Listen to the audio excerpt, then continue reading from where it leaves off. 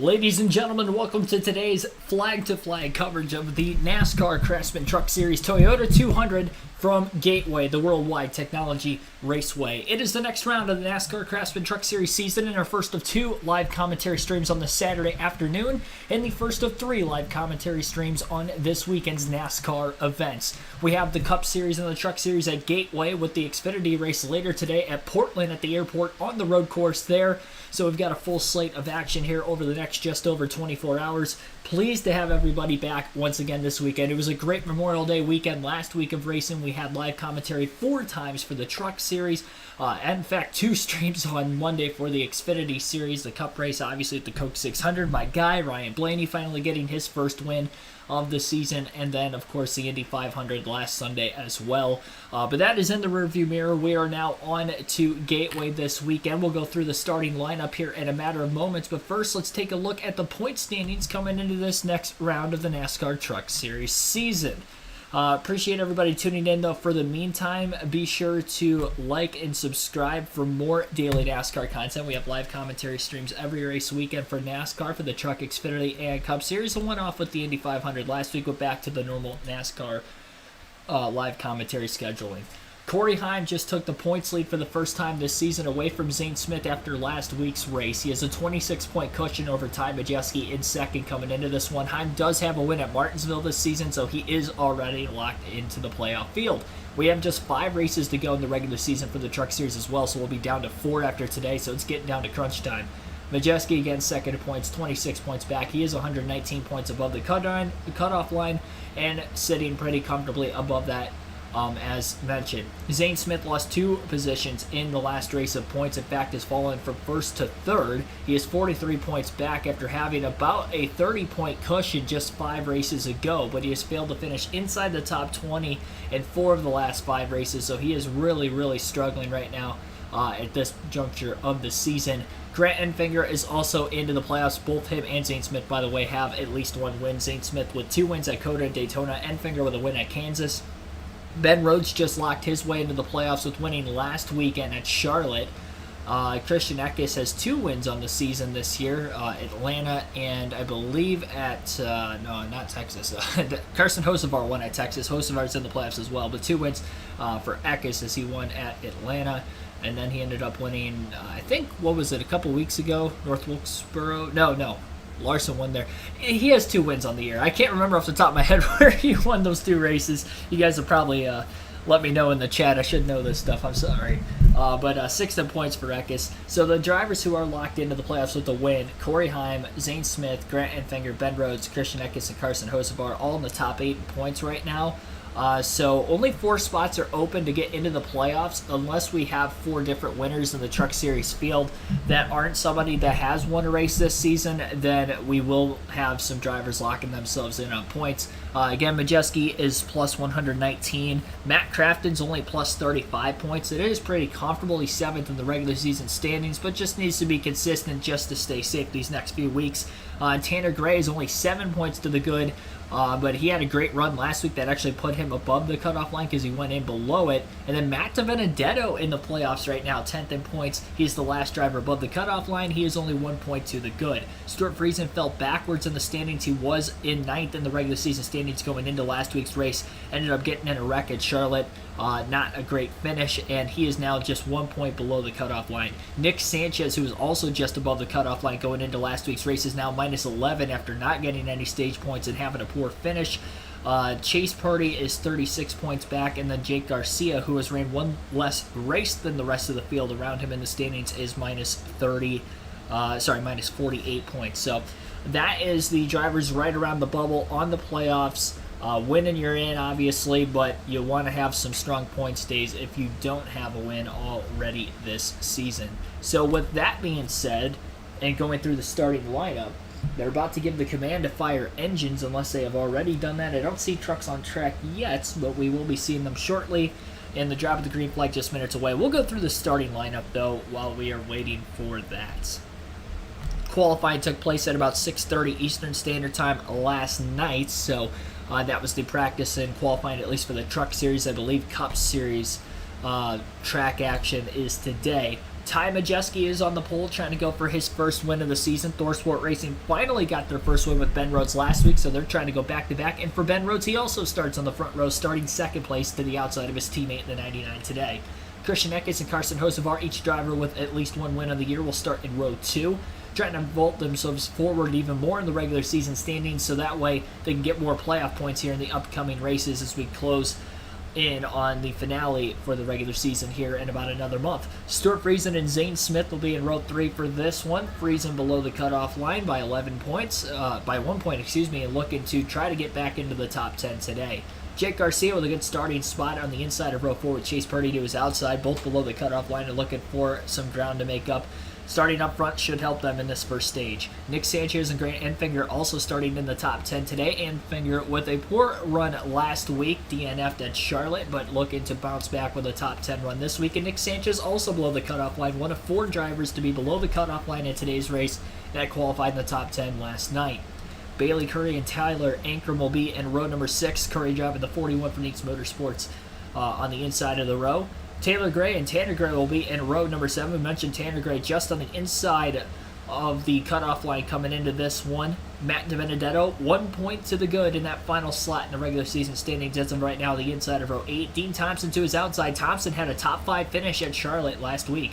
Daniel Dye and Tony Breidinger will be in row number 8. Breidinger stepping into the one truck this weekend, her second start of the season. Haley Deegan and Jesse Love will be in row number 10. Jack Wood and Colby Howard will be in row number 11. Lawless Allen Connor Jones in row number 12. Jones in the 66 for ThorSport Racing this afternoon. Brett Holmes making a start from the ARCA Series, another truck start today. Chris Hacker to his outside, they'll be in row 13. Timmy Hill and Spencer Boyd in row 14, and then Matt Mills and Stefan Malazoe will be in row number 15. Row 16 will be Clay Greenfield making another start this season. Josh Reaume to his outside. Norm Benning in the field today with Matt Crafton in row 17. Crafton starting very deep. And Roger Carruth rounding out the 35 truck field all alone in row 18. And it's going to be fun to watch the 88 and the 24 try to come from deep in the pecking order. Robert Perkel, Union Pacific 4855, Tretman Railfan, Ethan Chua, Patty and Rundy Creations, Terry Lewis, Mark DeMars, Thomas Roth, Ice Demon King 92, Hammer, and others welcome into the stream. We've got about 25 people watching, 15 likes on the stream. Again, like and subscribe for more daily NASCAR content for today's NASCAR Craftsman Truck Series race. Just 200 miles, another short truck race. Most of the truck races are pretty short, but this one gonna fly by today. Just 160 laps is the scheduled distance around this 1 1/3 mile flat racetrack. It's an intermediate that kind of races like a short track. It's like an overgrown New Hampshire. It's a perfect New Hampshire / Darlington hybrid, and I say Darlington because it is egg-shaped. Turns 3 and 4 a lot sweep, a lot wider. You can enter in with a lot more speed. Turns 1 and 2 though very, very sharp, a little bit more banked. It's if Darlington was flipped, so we know how Darlington's got more of a sweeping turn 1 and 2. This track, it's more of a sweeping 3 and 4, and then 1 and 2 is probably the more difficult corner. We'll see. A lot of action in this one. I think there's going to be some movement through the field, and might see the old bump and run being put from time to time as well.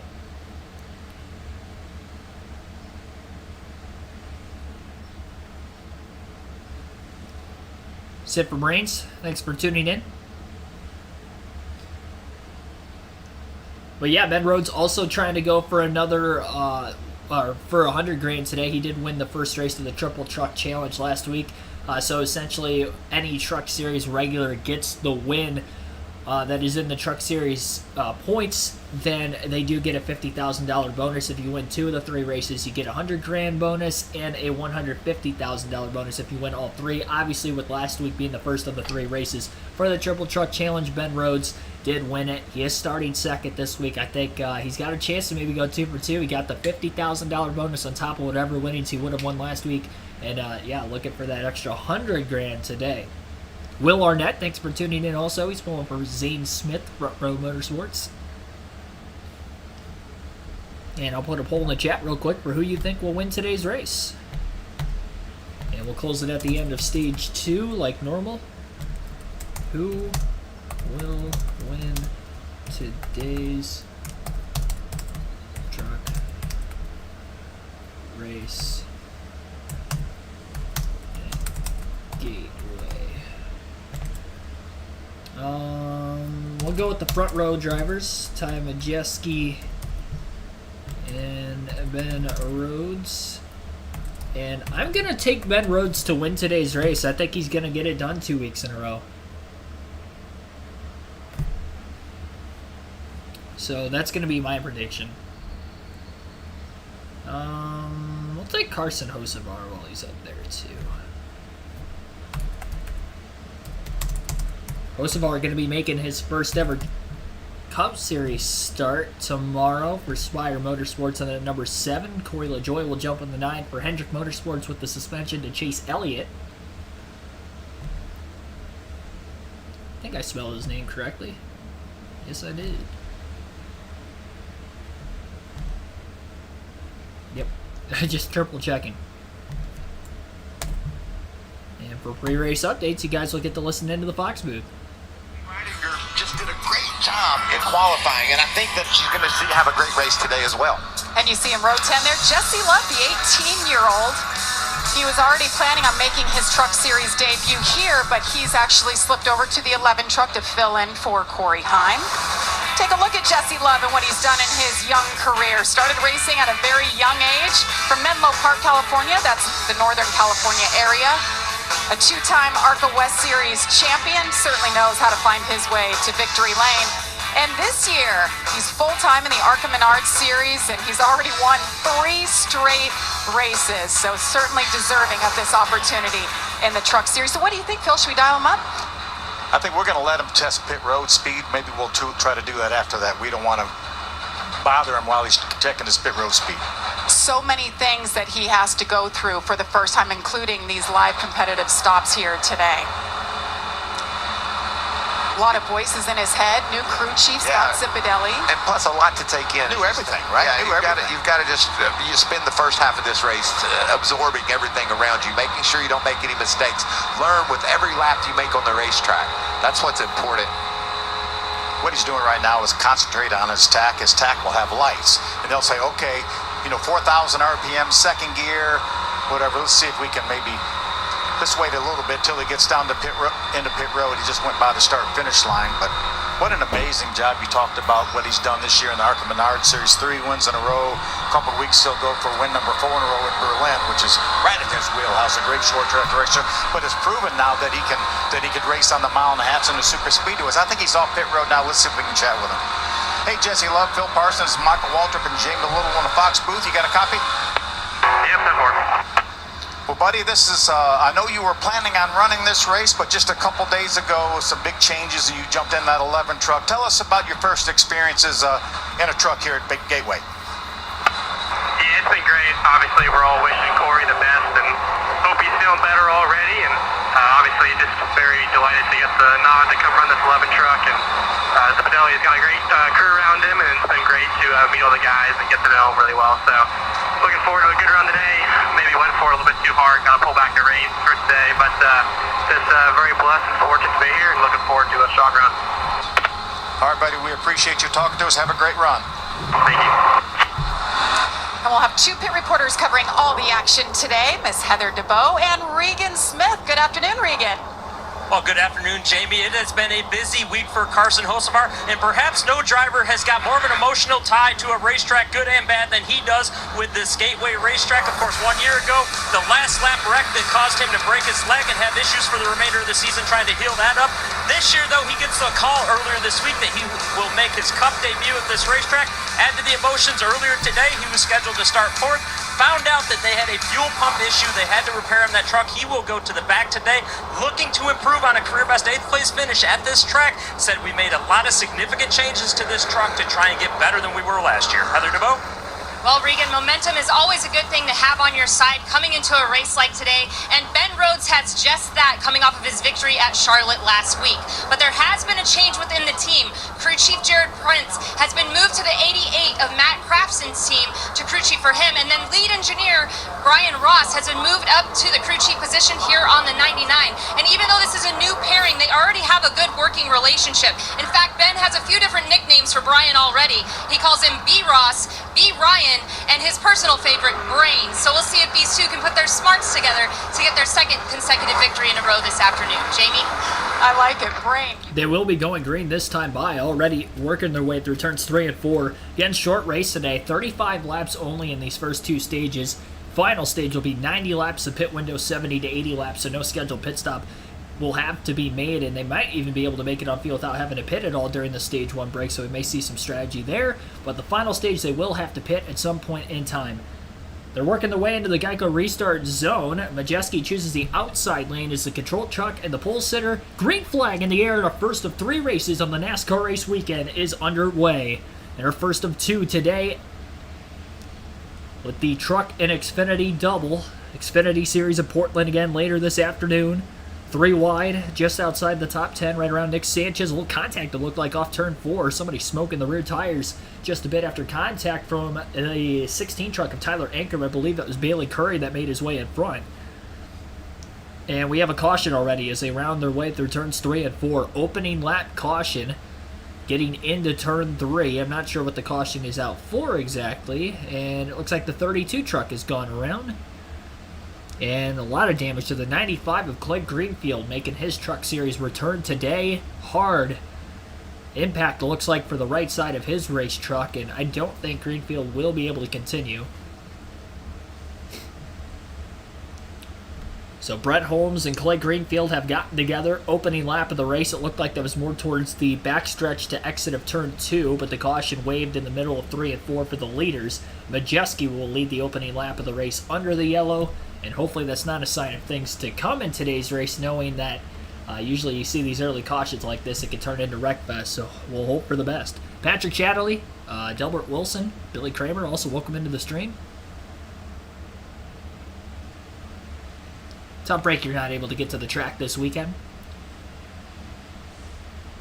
This being your home track, Billy.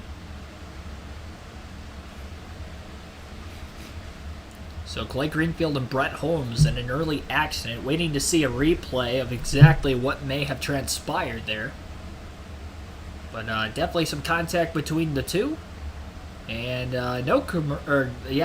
going to commercial break, it looks like, instead. So I guess we won't get an update on exactly what happened. So following the opening lap of the race, again, didn't actually complete a green flag lap there. Caution came out as leaders were getting their way into turns 3 and 4 in the opening lap. That did happen at the back of the field.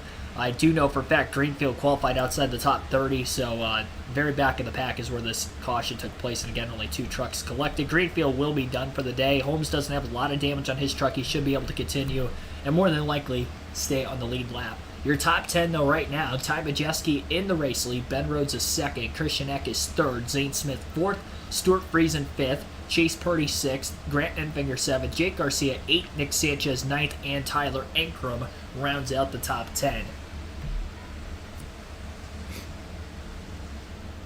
Got 58 people watching, 28 likes on the stream. Our goal will be 100 likes for this one. Again, the Xfinity Series is not racing in Gateway this weekend. They're having a standalone event at Portland. It will be a road course race, the second of the Xfinity Series season, and that will start at 4:30 Eastern Standard Time. You can watch that race on Fox Sports 1, or you can listen live here on the channel KRC, and of course we will have flag-to-flag coverage for that one.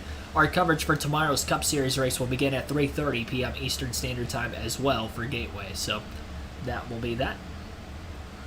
Again, under caution, the lap 1 incident off of turn 2 involving Brett Holmes and Clay Greenfield. Pole sitter Ty Majeski got out to a pretty good lead. I'm sure it was a team tactic for Ben Rhodes to maybe let the 98 in, although Rhodes did not take off well in the inside lane.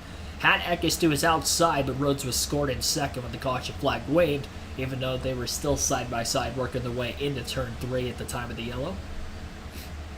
And don't expect any pit stops here. We're not getting a full lap in before the caution flag came out. Again, 160 laps, 200 miles is the scheduled distance for today's race. And I believe tomorrow's Cup Series race is 300 miles, if I'm not mistaken.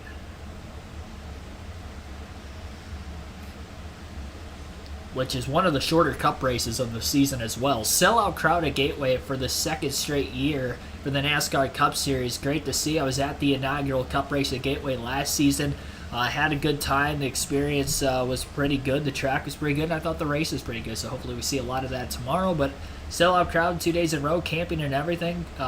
Even standing room only seats. Well, not seats, I guess, but standing room only tickets also sold out. So great job by the facility in the St. Louis area, the marketing in the local area to get the sellout 2 years in a row. Chris Davis, welcome into the stream here recently as well. So glad I'm live streaming this. Yeah, as always, live commentary every weekend. I'm going to try to make it out to Sonoma for the Cup race next week, but I don't know if that's going to be a guarantee. I'll have more on that next weekend. I do plan on doing live commentary for the Xfinity race no matter what. We do have pit stops all of a sudden. Carson Hocevar's in. Somebody else is in behind him with damage. Jumbled up back there, and guys just couldn't get around it without contact. And unfortunately, Clay Greenfield went into the wall hard. He's the only one unable to drive away. Carson Hocevar brings it down pit road into his pit box. I'm just looking at Raja Karuth. You know, he started in the back as well, and he had made up quite a few spots as they assess the damage in his pit box. They're an interesting tape job. Look, it's not even touching the truck. They're going to make it really aerodynamic. I don't know about all that. NASCAR might frown upon some of those changes. Plus, I don't think it's going to stay. As they continue repairs for Raja Karuth, look at this.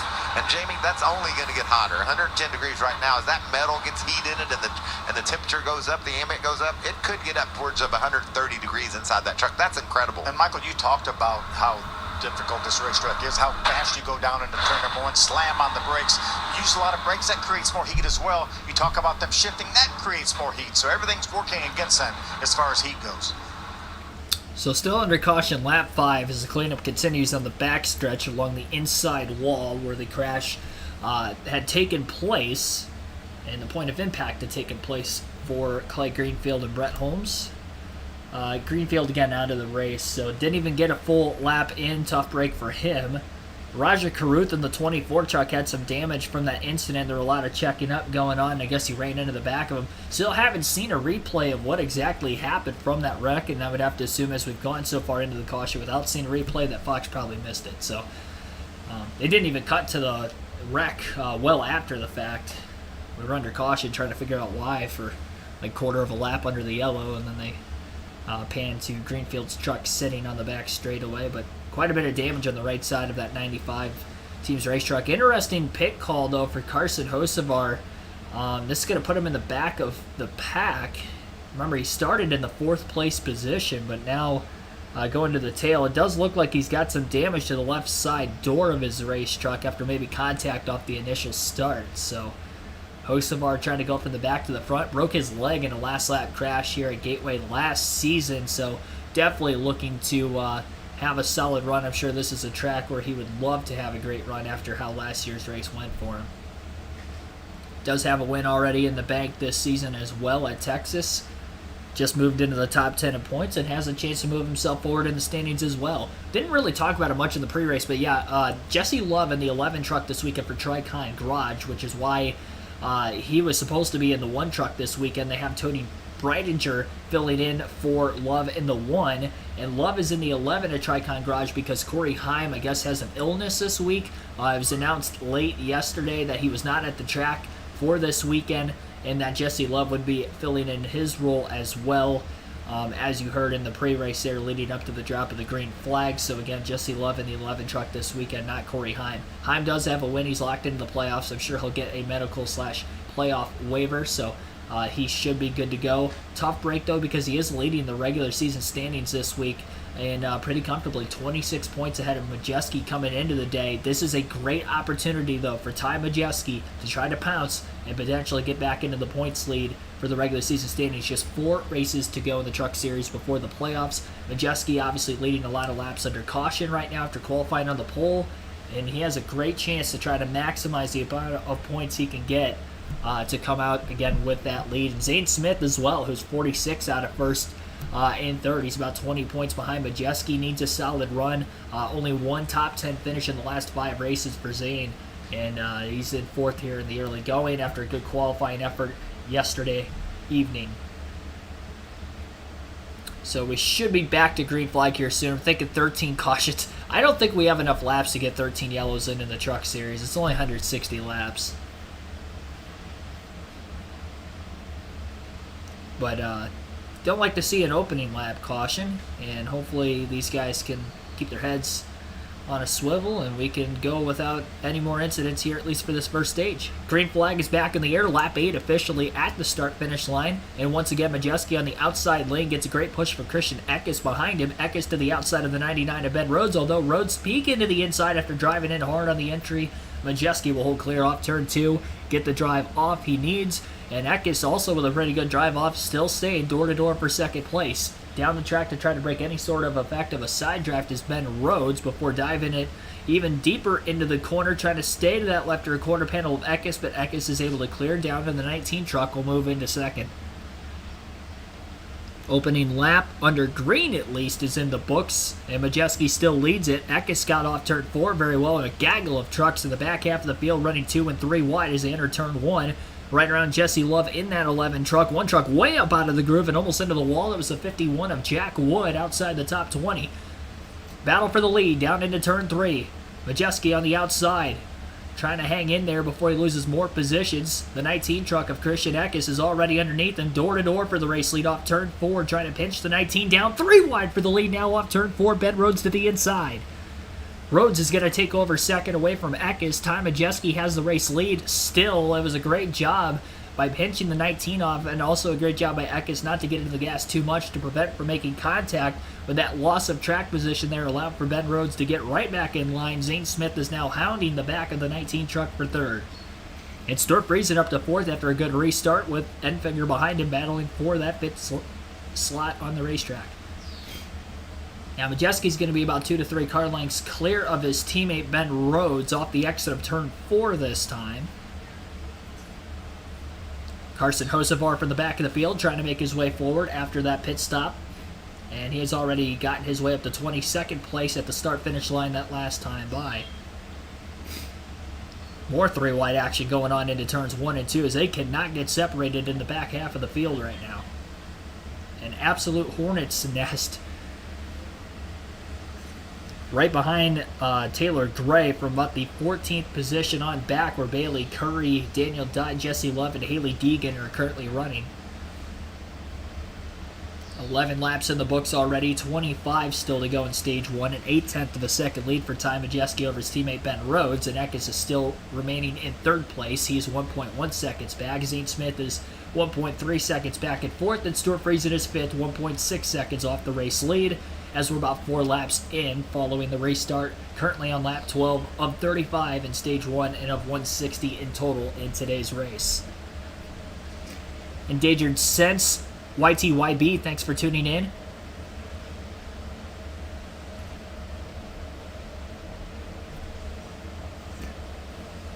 Man, my allergies were fine earlier this morning. I opened that door up like a half hour before the stream started, and all of a sudden, like, it's starting to hit me. So I apologize for that if I sound a little stuffy all of a sudden. Took my medication last night. Majeski not able to, or sorry, I should say Christian Eckes not able to keep up with the ThorSport trucks in front of him.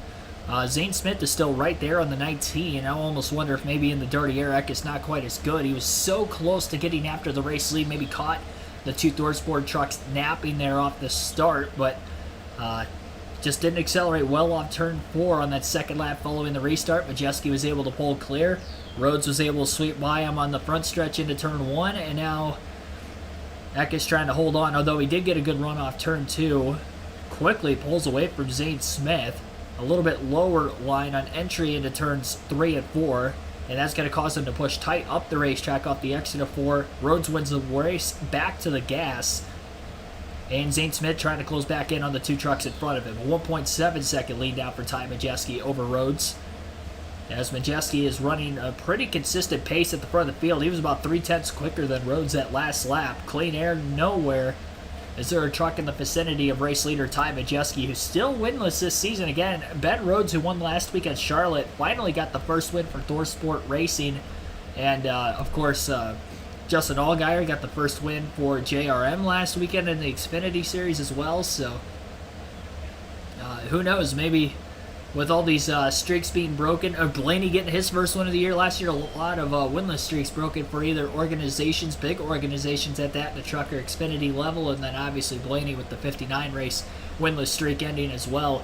And Team Penske with the sweep of the 600 and the Indy 500. First time ever that Roger Penske has had a car to win both races. Joseph Newgarden winning that Indy 500 as well.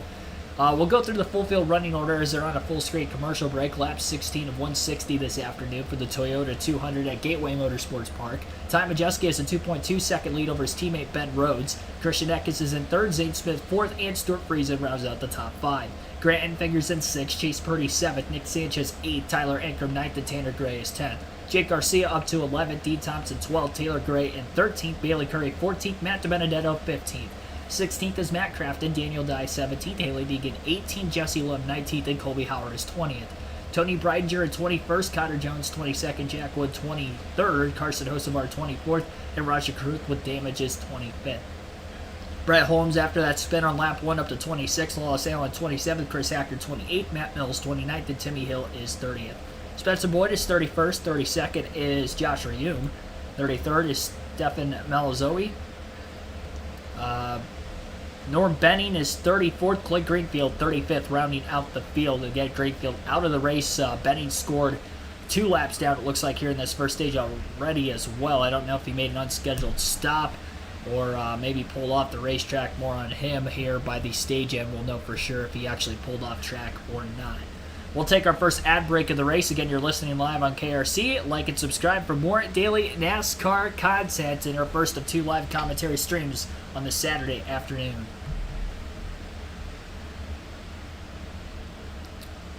Troy, thanks for tuning back in again.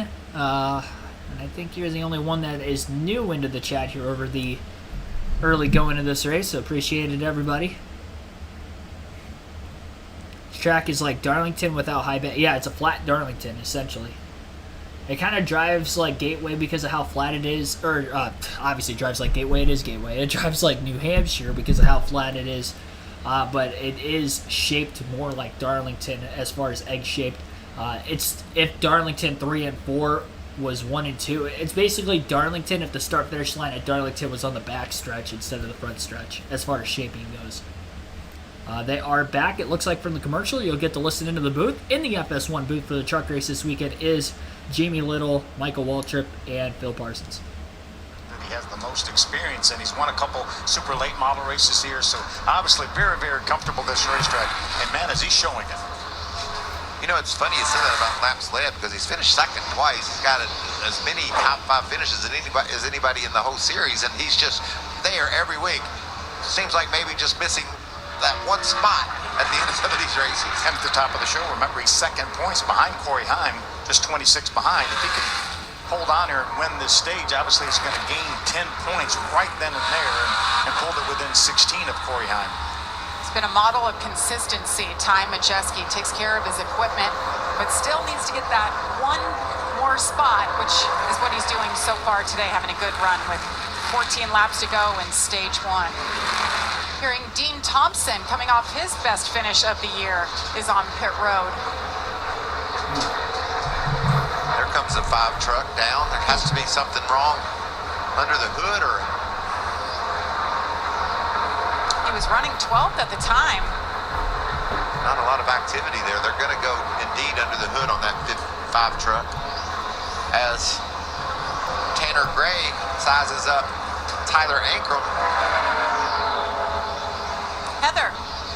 Well, Dean Thompson telling his team right now that he has lost all oil pressure on that 5. They keep wanting to verify that he lost everything, so they're going to send the Ilmore guys over to that pit box right now. One of 5 Tricon garage drivers, and I know when you see a truck like this, one of your teammates come down pit road, it gets your attention. They want to know what's happening under that hood. Yeah, and you, as a driver, you want to think, well, maybe the gauge is bad or whatever, but you can't take a chance because obviously it would be catastrophic if you lost oil pressure at speed. In racing, Cruel, we just talked about Dean and that big run he had at Charlotte, and now he's on pit road with Troll. That's just the ups and downs of this sport that we all love so much. Tanner Gray has settled that battle for the 9th spot over Tyler Ankrum. Got a fast truck today. Lost boys on that truck. Tanner having a great year right now. He's in the top 10. He's above the cut line in our playoff standing. Started off that year with that career best of second at Daytona. 3 races here at Gateway, so he's got the experience. Looked pretty good yesterday. Oh, there we go. It's climbing. Yeah, it's going to get to 130, I think. And that's real. That's legit. I mean, that's not inflated whatsoever. That's exactly what that temperature is right there. And just remember, he's got a helmet, fireproof underwear. I mean, there's more temperature in that body than just what's in that truck. Christian Eckes running 3rd in the 19. We know he's under the weather, Regan, but does he have more issues?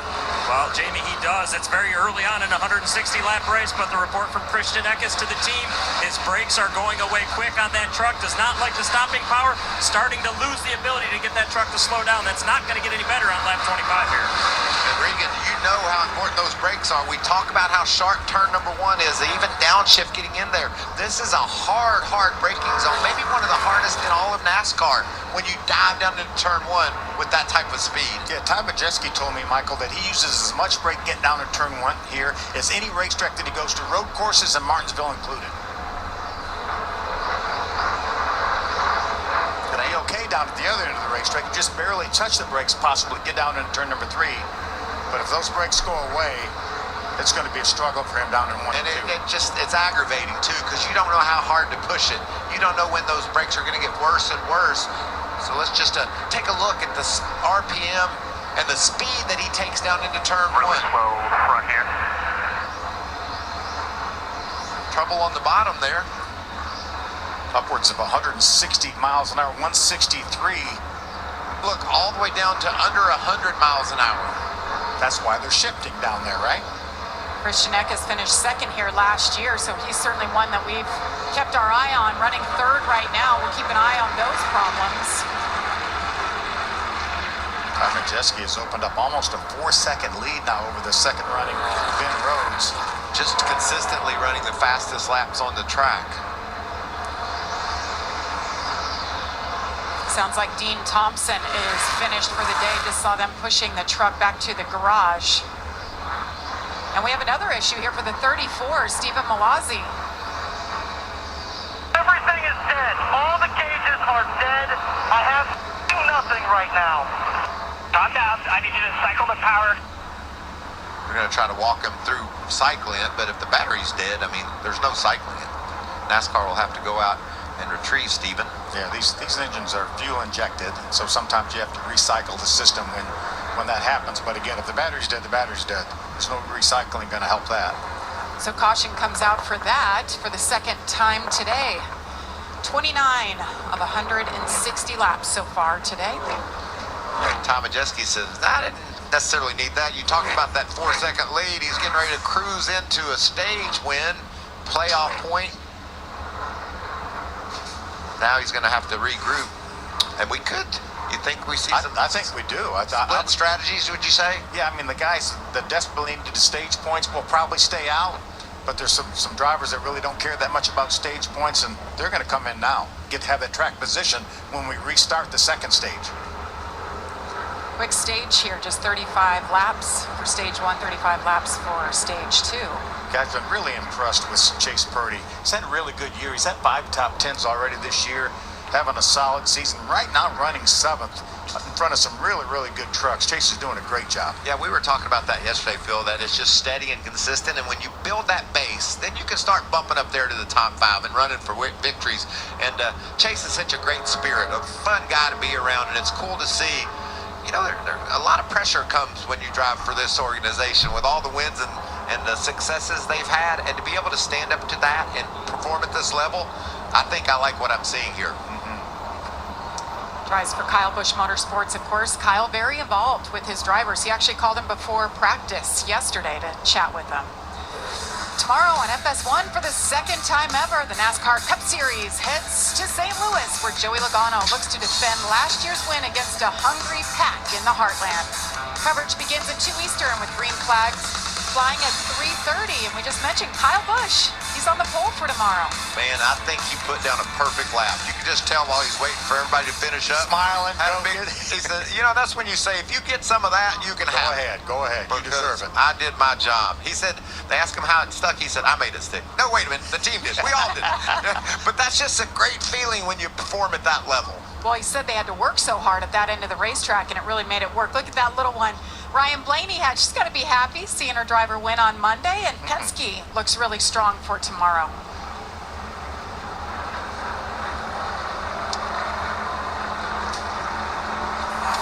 Got a lot of different winners this season. We talked about it, 9 different winners through 11 races, 8 straight different winners coming into today.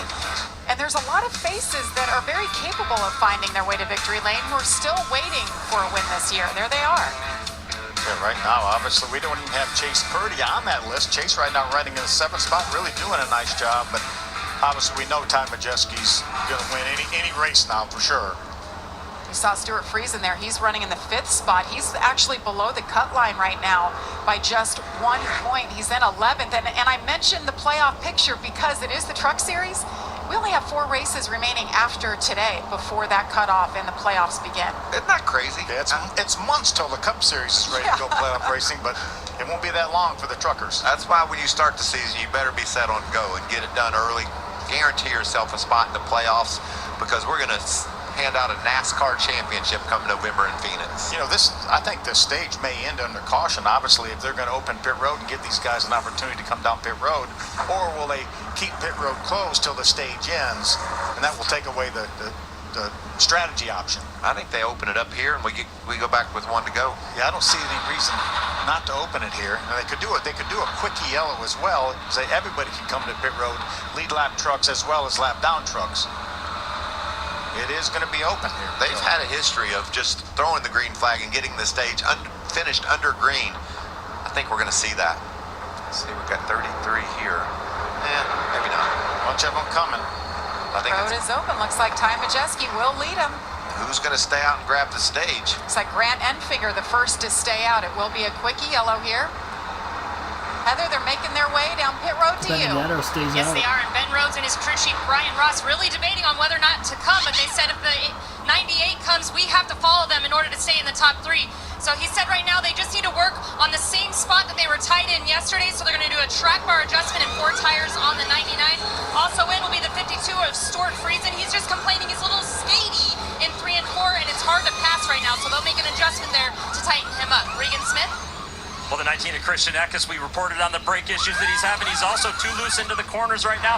Wants some entry stability with that truck. And the 98 of your leader, Ty Majeski, he's a little bit too tight in the middle of the corner. Said it's maybe going tighter as the run goes. And a long discussion about if they were going to pit or not. They thought very hard about staying out right there. That sounds like Ty Majeski made up all their minds. Let's follow him to keep that track position as the race off pit road. Race off the tightest pit road in all of NASCAR, just 22 feet across there. So these guys have to be really careful exiting their pit. How about the 4, Chase Purdy? Taking 2 tires there, gains 4 spots. Yeah, we were running into each other with 38 feet to work with last week in Charlotte, right? Race off pit road here. How tight it was. There's Chase Purdy getting that ground. A few trucks stayed out, Phil. Are we going to come to 1 to go here? I hope so. We need to finish this stage under green here. Yeah, that's what I'm thinking is going to happen. And if we do, we're going to see, yes, we're coming to 1 to go. We're going to see a heck of a mess. Maybe not when I say mess, not a wreck.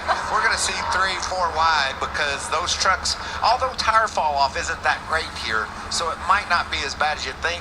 But we've got Grant Enfinger, Matt DiBenedetto on that front row staying out. Jack Wood as well. Those are 3 fast trucks. Spencer Boyd was running okay as well. So we'll see how this plays out. Saw Stuart Friesen kind of hesitate in his box. Let's take a look at his stop. You see that square up in front of the left front of that truck? That's where that truck is supposed to stop. You saw him stop about 3 feet short of that, so the jack bend really wasn't in position initially, but obviously really slow on the right front. He was waiting on the tire. That's weird. Somebody forgot to take their tire to him, and then he stalled the engine. Heather, what all went on there? It didn't look very good. Well, you guys did a pretty good job explaining it. I was just going to say they forgot to bring the right front out for Stewart there, so a little mistake by the pit crew here, but he also stalled it, leaving his pit box as well. So they were trying to make that strategy call of doing 2 tires to gain track position, and unfortunately it didn't work out for him. So we'll have to see if the 52 can work his way back up to the front here. I was watching Christian Eckes pit stop as well, and he looked like he had some trouble, and he's restarting back in the 12th spot right now. This is going to be wild, Jamie. You're going to have to really call this one. What did you say? So it's going to be a one-lap dash for the Stage 1 win. The top 3 trucks stayed out of the pits during that caution to try to maximize stage points here. Grant Enfinger, Matt DiBenedetto, and Jack Wood are those 3. Majeski won the race off of pit road in every lap leading up to that second yellow for the 34 truck of Malozzi, stalling out towards the exit of pit road down on the bottom of the racetrack. Matty D, 1 point to the good on the playoff cutoff line coming into the day, so they're simply points racing with this yellow. I think it's a good call. He was running right around 10th, so as long as he finishes really top 7, he's going to definitely have a good run. 1 lap to hang on. He'll be on the inside of the front row. Enfinger to the outside will be the control truck. Green flag back in the air. Stalling out start there for the second truck on the inside of row 2 of Jack Wood. They're going to be 3 wide into turn 1 behind him. At the front of the field, though, Majeski quickly trying to get around the 23 truck as Enfinger's trying to hold on for a full lap on the old tires. Majeski clears for second. DiBenedetto down on the bottom and is stuck on the inside. Couldn't get a good drive off of turn 2. Loses 2 to 3 positions down the back into 3. Gray to the outside of DiBenedetto as well. Grant Enfinger hugging that curb on the bottom of 3 and 4. Will be able to hang on to win the stage. All he had to do was hang on for 1 lap. He got it done, and Grant Enfinger will win stage 1 of the truck race at Gateway. Ty Majeski ends up in 2nd. Ben Rhodes 3rd. Zane Smith 4th. And Matt DiBenedetto finishes 5th in this first stage. Tanner Gray 6th. Christian Eckes 7th after losing spots on pit road. Chase Purdy 8th. Carson Hocevar took 2 tires, right sides only, to jump up to 9th. And then Stuart Friesen lost some spots on pit road, but ended up getting back in the top 10. He'll finish 10th in this stage as well. So Grant Enfinger, after winning a couple weeks ago at Kansas, will now win a stage here today at Gateway on pit strategy. He was running just outside the top 5 at the time of the yellow. First stage win of the year for Enfinger, so it's another playoff point with him being locked in with a win. That is big. And obviously 10 regular season points. He was 63 points behind Heim coming into the race today with 5 races to go in the regular season standings for the Truck Series. And Grant Enfinger 4th overall in the truck standings. But of course, Corey Heim out today with an illness. It was unspecified exactly what his sickness was, but not in the 11 truck. So despite him being the points leader, he's going to be losing points. Enfinger winning this first stage, that's huge for him. Majeski finishing 2nd in the stage. That means he'll actively only be 17 points behind Corey Heim in the regular season standings when we start Stage 2. Stage 2 will also be 35 laps today, just like Stage 1 for anybody wondering. Matt Hunter, thanks for tuning into the stream, as well as Tim Brown here recently. Mark Witkowski, welcome in. Will Arnett, thanks for tuning in.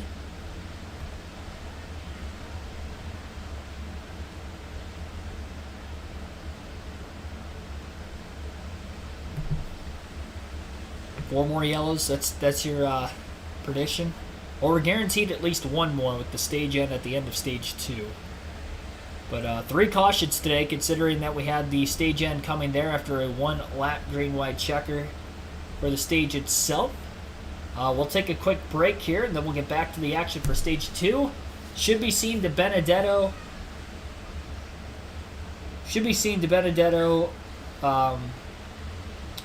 Grant Enfinger and Jack Wood come onto pit road, but that should be it, because they were the only 3 that stayed out during the last caution during that first stage. But yeah, we'll take a quick break here. You're listening live, KRC on the YouTube channel. Be sure to like and subscribe for more daily NASCAR content.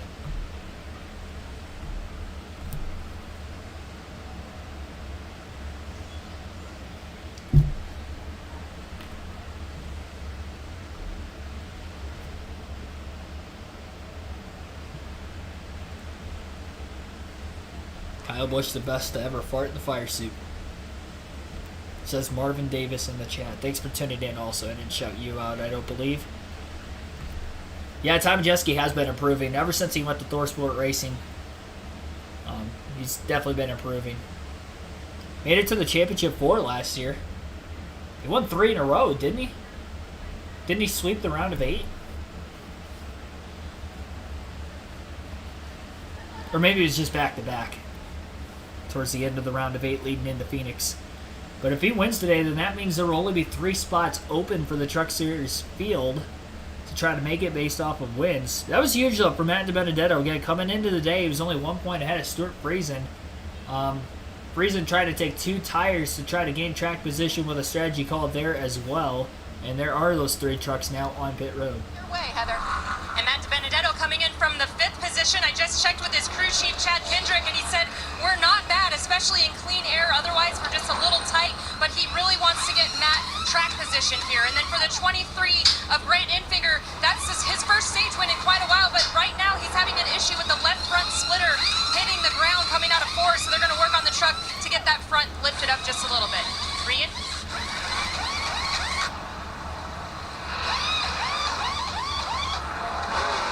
See that left front tire changer reach and put a packer in the shock, and that just will hold that truck up off the racetrack a little bit better. Isn't that great what a feel Grant has for that truck? He just felt like something wasn't right there. The team probably confirmed it through video and pictures, and they made that adjustment. Saw his pit crew there. 11 truck of Jesse Love back on the pit road as well, top it off on fuel, and I'm not sure exactly what they're doing to the left front. They may be repairing some damage, throwing some bear bond on it, so maybe Love had made contact off that last restart. Caved in the nose just a little bit. Now remember, for owner's points, the 11 truck would technically be leading the owner's regular season standings, so it is important for Jesse Love to get a good finish for that team to try to keep them ahead there. It's just in the driver's standings, Corey Heim is going to lose out, obviously, because he is not in the seat of the 11 truck this weekend. But Ty Majeski has consumed the race lead for the second time today. He'll lead the field to the green with Ben Rhodes on the front row as well, just as we were at the start of the race. With those drivers staying out, only having 1 lap older tires. And for Matt DiBenedetto and Grant Enfinger, we'll see how far they can get through the field after finishing 1st and 5th in the first stage. DiBenedetto was right around 10th prior to the caution. I think Enfinger was in 6th prior to the yellow. So they both have at or around top 10 speed. I think Enfinger may have an outside chance at a top 5 based off of speed today. This is going to put him back, though, for now. I like the situation for DiBenedetto to stay out there because he does need points. He's only 1 point to the good on Friesen, and he picked up 4 points on Stewart, with Stewart finishing 10th.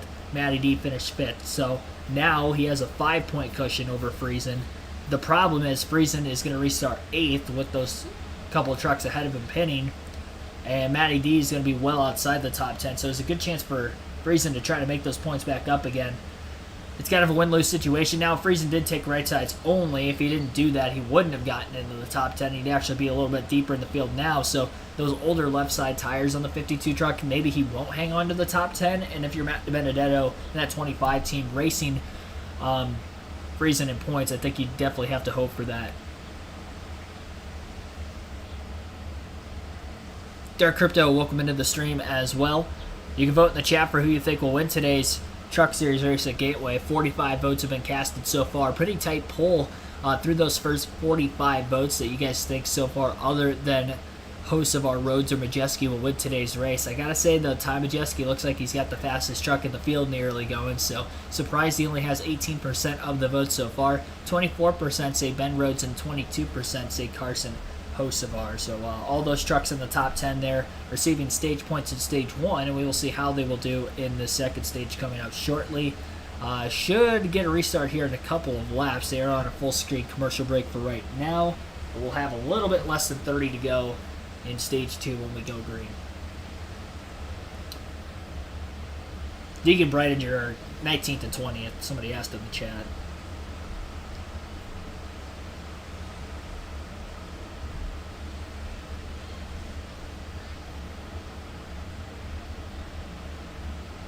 Jeff Sperry, thanks for tuning into the stream also.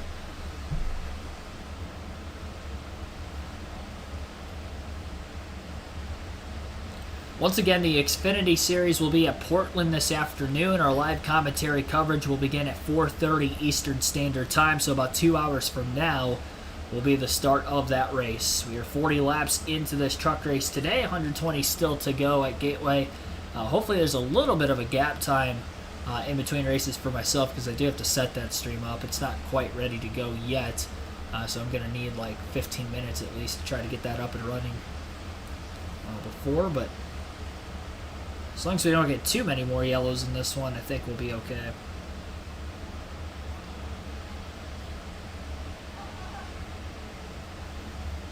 I think Jake Garcia came back on the pit road as well during the caution, because he's now back at 19th. Norm Benning got the free pass during both of those last cautions during the stage break, and then he got one of his laps back the caution before that. So now Benning in the 6th truck back on the lead lap.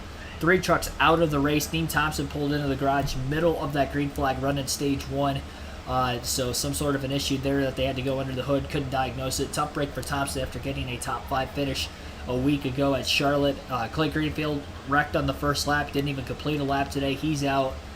He was involved in an incident with the 32 truck of Brett Holmes. Holmes is still on the lead lap and in 22nd. Carruth had damage from that incident as well, with trucks stacking up in front of him. Remember, he started at the back of the pack today, so did Matt Crafton. Crafton did not get involved in that incident, though, luckily. And Stefan Malzoe ended up stalling out at the front stretch, bringing out that late caution in the first stage.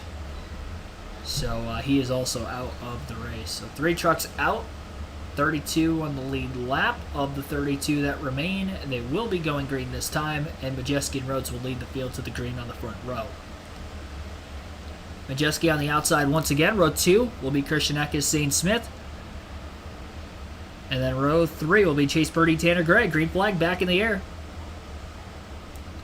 Majeski gets another good launch on that outside lane. Eckes going to go to the bottom, trying to take it 3 wide into turn 1. Thought better of it. Ben Rhodes on the inside lane, about a half a truck length clear in the center of the corner, but that outside lane gets such a better drive off when you're side by side.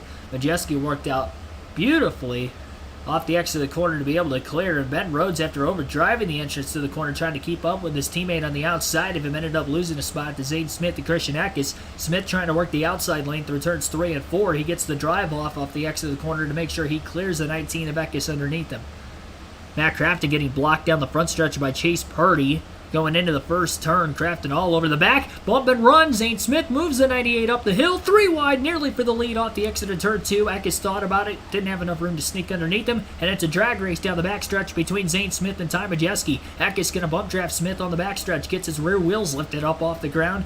Headed steam going into turn 3. And Zane Smith's out in front. Eckes slipped up out of the gas. He gets knocked out of the way now by Ben Rhodes after having to lift in the center of the corner, almost into the wall off turn 4 as he hangs on for 3rd. And Zane Smith, the defending Truck Series champ who has one top 10 finish in the last 5 races, now leads for the first time this afternoon in St. Louis. Stuart Friesen on those right side only tires with a great restart, looking to the inside of Ben Rhodes, and is going to remain there down the backstretch as he hangs on the left rear corner panel trying to side draft. Now has to follow in line behind him as he couldn't side draft well enough. Not a good enough straightaway speed run for him. Great recovery by Carson Hocevar after his early pit stop as he makes his way to 6th. Battle for the lead again at the front stretch. Smith leads that lap by inches at the line. Majeski with a run to the bottom after getting a great jive off of turn 4. Majeski slide job up the hill, clears Zane Smith in 1 and 2, and the 98 truck for Thor Sport Racing is back in the lead. Team out of Sandusky, Ohio, trying to win back-to-back races, with Rhodes winning last week at Charlotte, and where was most teams' home track, but not for this Thor Sport team. Showing 3 wide right around Grant Enfinger, who pitted during that last caution, trying to make his way up through the field. He's got Haley Deegan and Roger Carruth to his outside, and off the exit of forward, it's going to get a little tight. Everybody keeps it off of one another, and they'll be side by side now down the front stretch, which may be easier for Enfinger to try to attack with the faster race truck. Matt Crafton making his way into the top 10 after starting at the tail end of the field today as well. First time he has been there all day. He's up to 8, just past Tanner Gray, and Chase Purdy behind him is now looking to the inside of the 15 truck as well.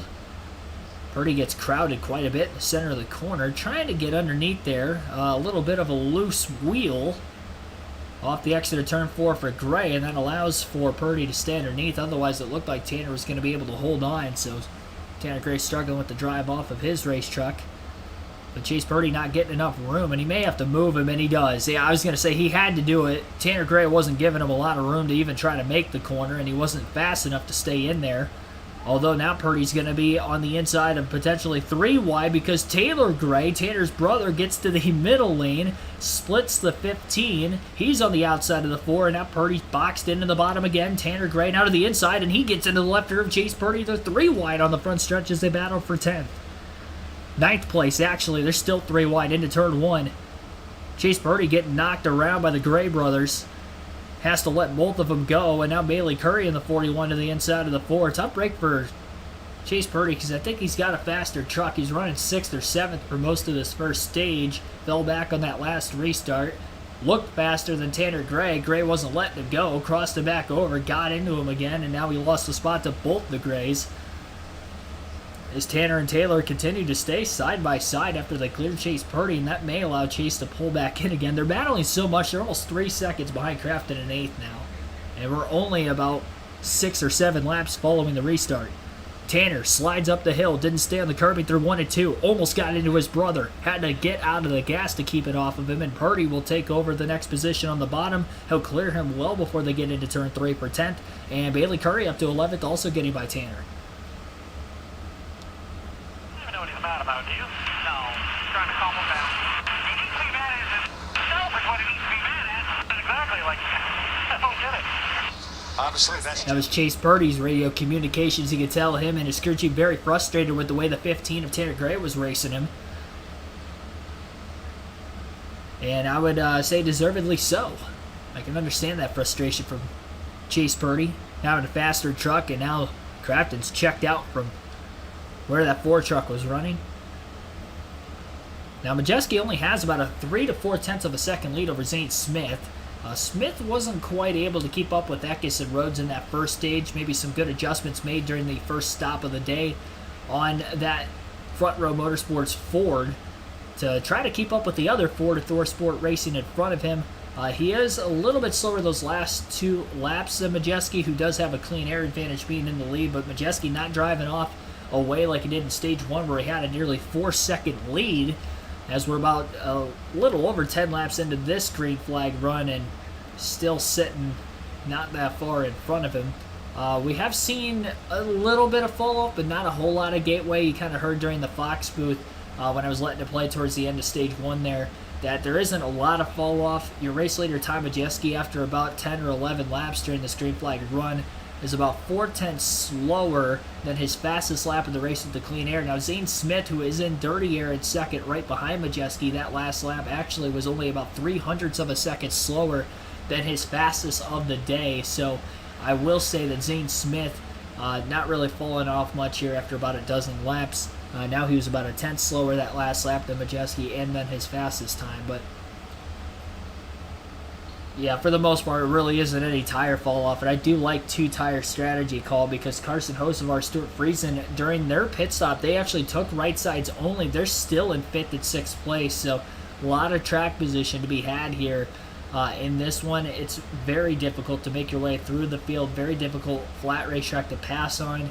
And even drivers you've seen starting at the tail end of the field, it took them so long to get up towards the front. And honestly, if we didn't get a couple cautions in that first stage, I don't know that you could say that Hocevar would have made his way back in the top 10. Same goes for Matt Crafton, who's now up to 8th.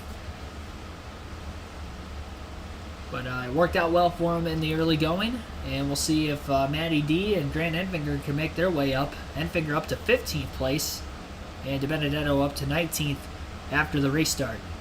15 laps to go in stage 2, this time by your top 10 currently. Ty Majeski leads by 0.3 of a second over Zane Smith, who is still in 2nd place. Christian Eckes is in 3rd. Ben Rhodes is in 4th. Eckes, by the way, 2 seconds off the lead. Rhodes is 3.7 seconds off the lead. Stuart Friesen is in 5th, 4.3 seconds back. Carson Hocevar is in 6th place, 4.9 seconds back. Nick Sanchez is 5.6 seconds off the lead in 7th. Matt Crafton is in 8th, 6.1 seconds off the lead.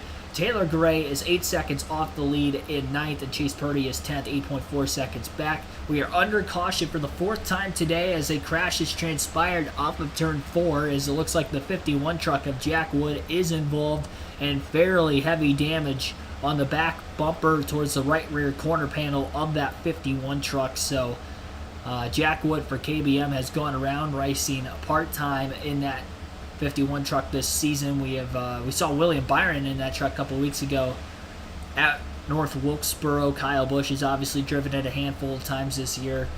Jack Wood gets some starts as well. And we will see how this wreck maybe happened. He's got some damage on the left front of his race truck as well. So all sorts of beat up is that 51 truck at Kyle Busch Motorsports. 39th career start for Wood this weekend. And they are showing a replay.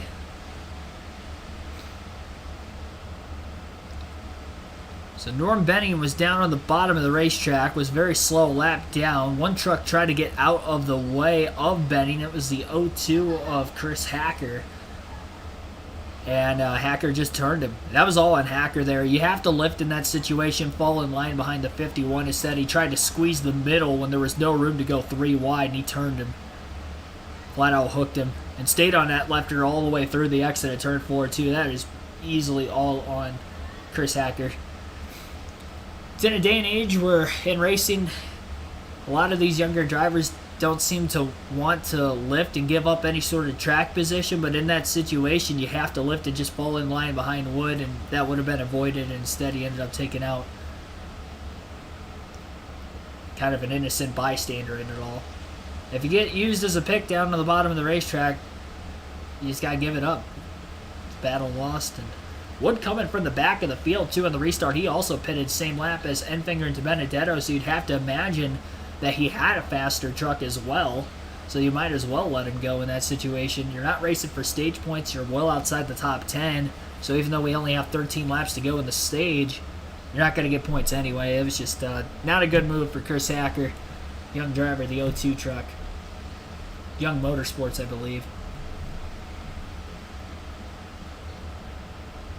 Didn't Deegan get a top 10 at Gateway last season? Wasn't that like one of her only 2 top 10s here in Talladega at the end of the year?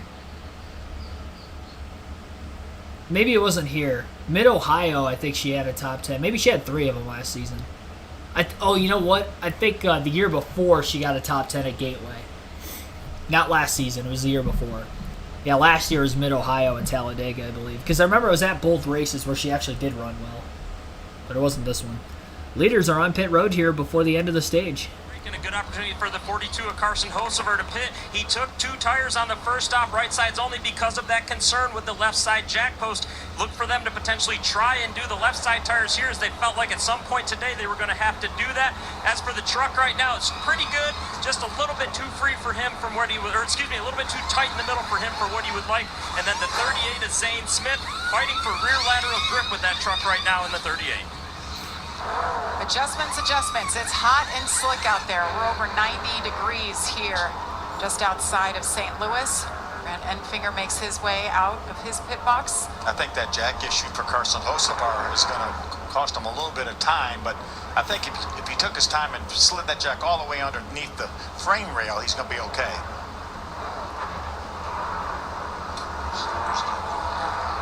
Carson Hocevar still in the pit box. We're under caution. So with the damage on the door of the left side of Carson Hocevar's race truck, it's causing for him to have a longer pit stop when they're having to change left sides only, which was the main reason why they did take right sides only to stop before, but can't take right sides only 2 stops in a row. Had to change those lefts at some time. They did there. So Hocevar will fall outside of the top 5 now following the slow stop. Nothing of his own doing there, just got beat around on the initial start of the race, and unfortunately they can't really pull out the fender where the jack stand is supposed to go to jack the race car up. Frank Powers, thanks for tuning into the stream as well. We have about 86 people watching right now, 54 likes. Our goal is 100 likes for this first race of the day. Again, be sure to like and subscribe for more daily NASCAR content. As we are in the final, we'll have less than 10 laps to go in stage 2. We go green this time by. Final stage is 90 laps today, which is in total about 20 laps more than stages 1 and 2 combined. So we still do have a little over half the race remaining.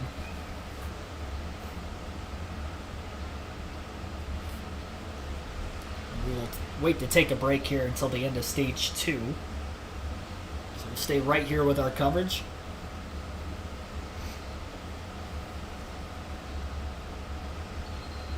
Ty Majeski, your race leader. We haven't seen him in traffic yet today, so we don't know exactly what that truck would handle like in dirty air, but when he's got the clean air, he's tough to beat. Zane Smith was right there with him, but had a very slow pit stop, and it looks like he is going to be in 15th place when we go green, so a tough break for Zane Smith, losing a lot of track position on pit road. He was in second, and now he has fallen way outside the top 10. Looking to see where Grant Enfinger is. He's 17th. I think he was 15th when the caution flag came out, so Enfinger's lost a couple spots. Nobody stayed out of the pits that time with having more than just one lap left coming up for a restart. Didn't feel that they were maybe going to hold on, although we only saw a couple tenths of tire fall off during that nearly 20-lap green flag run. So maybe it wouldn't have been the worst thing in the world if you were in the top 10. Try to leapfrog a handful of positions and maybe try to hang on to the end of the stage. Now, with them pitting now, I don't think they'll pit at the stage end. They will be outside the fuel window to be able to make it to the end still, so I would imagine that most of the field will probably stay out, unless somebody maybe picks up damage from a restart or something of that nature, but I don't expect to see the whole field coming into the pits once the stage comes to an end here in about 10 laps from now. Truckers pit, and the 38 of Zane Smith was one of them, but was he supposed to pit? Supposed to pit there. We weren't, but it's okay. They just don't let me know. I was confused if we're coming and then off to the 98. It was just off 98. It was just he was in front of you. It's all good. We'll be fine here. He either listened to you guys or follow the leader. Might have, but I still think it was a pretty good call. And he's in the top 15, so he didn't lose that much track position. He's going to gain that track position back big time at the end of the stage in about 10 laps. Sounds like they're not too concerned about it. Has a truck good enough to race his way back up through there? You see him back in the 15th spot. As green flag waves once again, Christian Eckes on the front. Green flag back in the air at Gateway. Christian Eckes on the inside of the front row this time. Ben Rhodes actually went to the outside of row 2 behind. Ty Majeski slipped up in the dirty air just a little bit. Eckes has been firing off good that first lap or two following the restart. He'll stay door-to-door with Majeski, and after a nice side draft, pulls way down to the bottom, drives it in deep, a flat entry into 3, washes up off the curb a little bit, slides into the 98, they make contact, and down to the bottom goes Stuart Friesen to take the lead, 3 wide. Friesen out in front now with 8 to go at stage 2 after contact was made after Eckes overdrove the corner trying to get by Majeski. Nick Sanchez out of nowhere is up to second place, now onto the inside of the 98 as well. Ben Rhodes slides by Eckes. Eckes now back to, it looks like, 5th place following the restart and a big hiccup for himself into 3 and 4 that last lap. Sanchez could not get by Majeski for second. He is now in 3rd with Ben Rhodes underneath him into turns 3 and 4. Stage points on the line here for all the top 10 drivers, and of course a playoff point on the line. This is huge for Friesen, who lost points to DiBenedetto in the first stage. Remember, DiBenedetto only 1 point above him in the standings coming into the race today. DiBenedetto still outside the top 10 after pitting at the end of stage 1 when everybody else stayed out. And Friesen now is leading, looking to get a maximized 10 points in the stage if he can hang on. This could be huge for Stuart Friesen with just 4 races to go in the Truck Series regular season after today. He's 0.4 of a second ahead of Majeski. We'll see if the 98 can run him down. Majeski's had probably the fastest truck in the field so far today, but he's running out of laps to catch the 52. A lot of contact being made in the tail end of the field still. There was a couple of trucks that got up into the wall off turn 4 that opening lap after the restart as well. Great run for Daniel Dye in the 43 truck up to 10th. Really the first time I've seen that 43 truck in the top 10 in a race this season. Majeski running a slightly wider lane in the middle of 3 and 4, kind of diamond cutting the exit off. That catches clean air on the nose as well, with the 52 staying down on the curbing on the inside. Gained quite a bit of time that last lap. Majeski ran about a tenth quicker than the 52, a half a lane wider into 1 and 2. Slides the bottom a lot better as well, as Majeski stayed hooked to the curbing a lot better again off of turn 2. And he's just got a better line than Friesen, who seemed to get a little tight off of the exit of that last corner. Friesen now trying to take the air away from the 98 by moving up about a half lane. The same thing as Majeski, but Majeski's still able to round the curve by the exit of the corner where Friesen is struggling. It looks like off the exit, his truck just seems a little too tight. DiBenedetto trying to get back inside the top 10, and as of right now, he is currently in 15th. Right where he was running when that last caution flag came out. Oh, contact! And around goes the 66 of Jones into the wall. He slid into DiBenedetto on the inside, and around he goes, and his day is probably going to come to an end. Chandler Jones in the 66 for ThorSport Racing was on the inside of DiBenedetto, and DiBenedetto just probably had a huge break there because I thought he was going with him. And that would have been a big hit in the point standings this late in the season for that 25 team. They were 1 point to the good coming into the day. They're 5 points to the good to start this second stage. After gaining on Friesen at stage 1, the loss of track position, he was in the eye of the storm, middle of the pack. Jones came in hot into turn 1, had all 4 tires on the curb, which caused him to slide up into DiBenedetto. Once the contact was made, he backed it into the fence on the outside. And definitely all on Jones. Just overdrove the corner. Rookie making his, I believe, second or third truck start of the season, all in that 66 for ThorSport Racing, but again, around goes Chandler Jones. So we are under caution again. This is the 5th yellow, I believe, of the race already, and I do think that they are going to run this into the stage end. I don't think they're going to be able to get a restart this time because we're down to just 3 laps to go, which means that Stuart Friesen is going to win stage 1.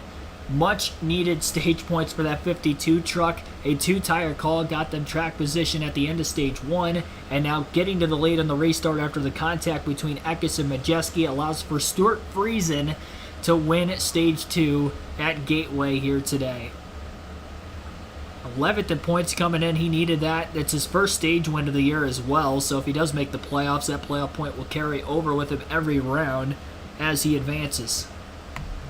So a lot of overdriving on the inside of another truck, just trying to stay side by side in what is a primarily one-groove racetrack, and that definitely caused the accident that last time by. Gary Williams, thanks for tuning into the stream here recently.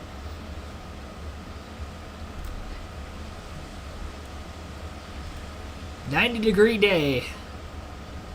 St. Louis area this weekend. Very hot inside those race trucks. They showed, I think it was Chris Hacker's race truck with a thermostat on it earlier. It was at about 124 degrees Fahrenheit, so very, very warm day.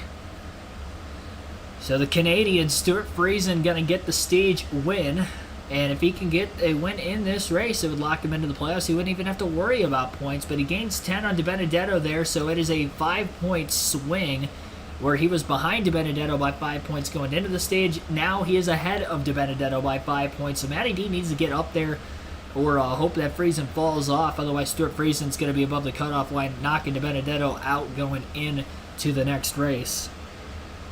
Trucks are off next weekend. They're not racing at Sonoma this year like they did last year. And I believe the next truck race will be at Nashville in 3 weeks for them. So back-to-back weeks off for the trucks before they head to Nashville in the middle of June, weekend after Father's Day. But Friesen going to win the stage. Ty Majeski will finish second in stage 2. He also finished second in stage 1, so even though he's got the fastest truck in the field, he did not get any playoff points in the first 70 laps today. Nick Sanchez finishes third. He was also below the cutoff line on points, so that's huge for him. Carson Hocevar ends up fourth even with the slow pit stops. Christian Eckes ends up 5th in the stage, so he lost quite a bit of track position there. Ben Rhodes also had a bad restart, fell back to 6th. Matt Craft at 7th. Grant Enfinger, who won stage 1, is back up to 8th. Tanner Gray 9th and Daniel Dye will all receive stage points in this first stage. Probably the best I think I've seen Daniel Dye so far this Truck Series season, so he's having a great run, and hopefully keeps that Petty Blue 43 truck up inside the top 10. Majeski definitely the best truck, though, today. 55 lap sled, and it looked like he may have been able to pass Friesen. He was all over his back bumper when the caution flag came out with 3 laps left in the stage. Just ran out of time, obviously, with that abrupt ending after a crash involving Chandler Jones. Matt DiBenedetto got a piece of it, but he should be able to continue on. And I'm curious if he ends up staying out of the pits. You don't want to consume all those sets of limited tires that these teams have. So if I'm Matty D, if you don't have too much damage on the left side of that racetrack, I think you got to stay out.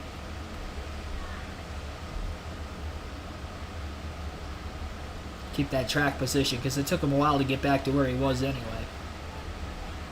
Oop. Be sure to like and subscribe for more daily NASCAR content. Mark Barnum, thanks for tuning in as well. So again, 5 cautions in today's Truck Series race at Gateway. And we'll take a quick little break here and get on with the final stage. 59 votes so far. 41% of you guys say that somebody other than Hocevar, Rhodes, or Majeski will win, which is surprising because Majeski has led a lot of laps today. Ben Rhodes has been in the top 10 quite a bit as well. Hocevar back in the top 5 actually. I think Carson may have hit pit road just a minute ago during the opening of pit stops there. But the stage did already come to an end.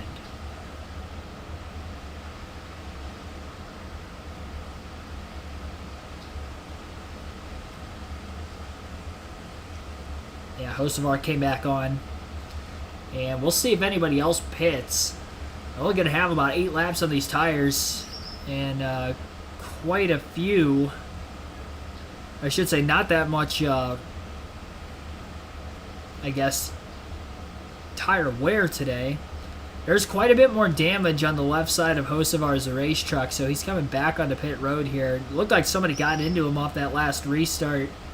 It also looks like the left rear tire is potentially rubbing, which could cause that to go flat, so more damage on the left side of the 42, almost in a similar spot to where he had the damage from before.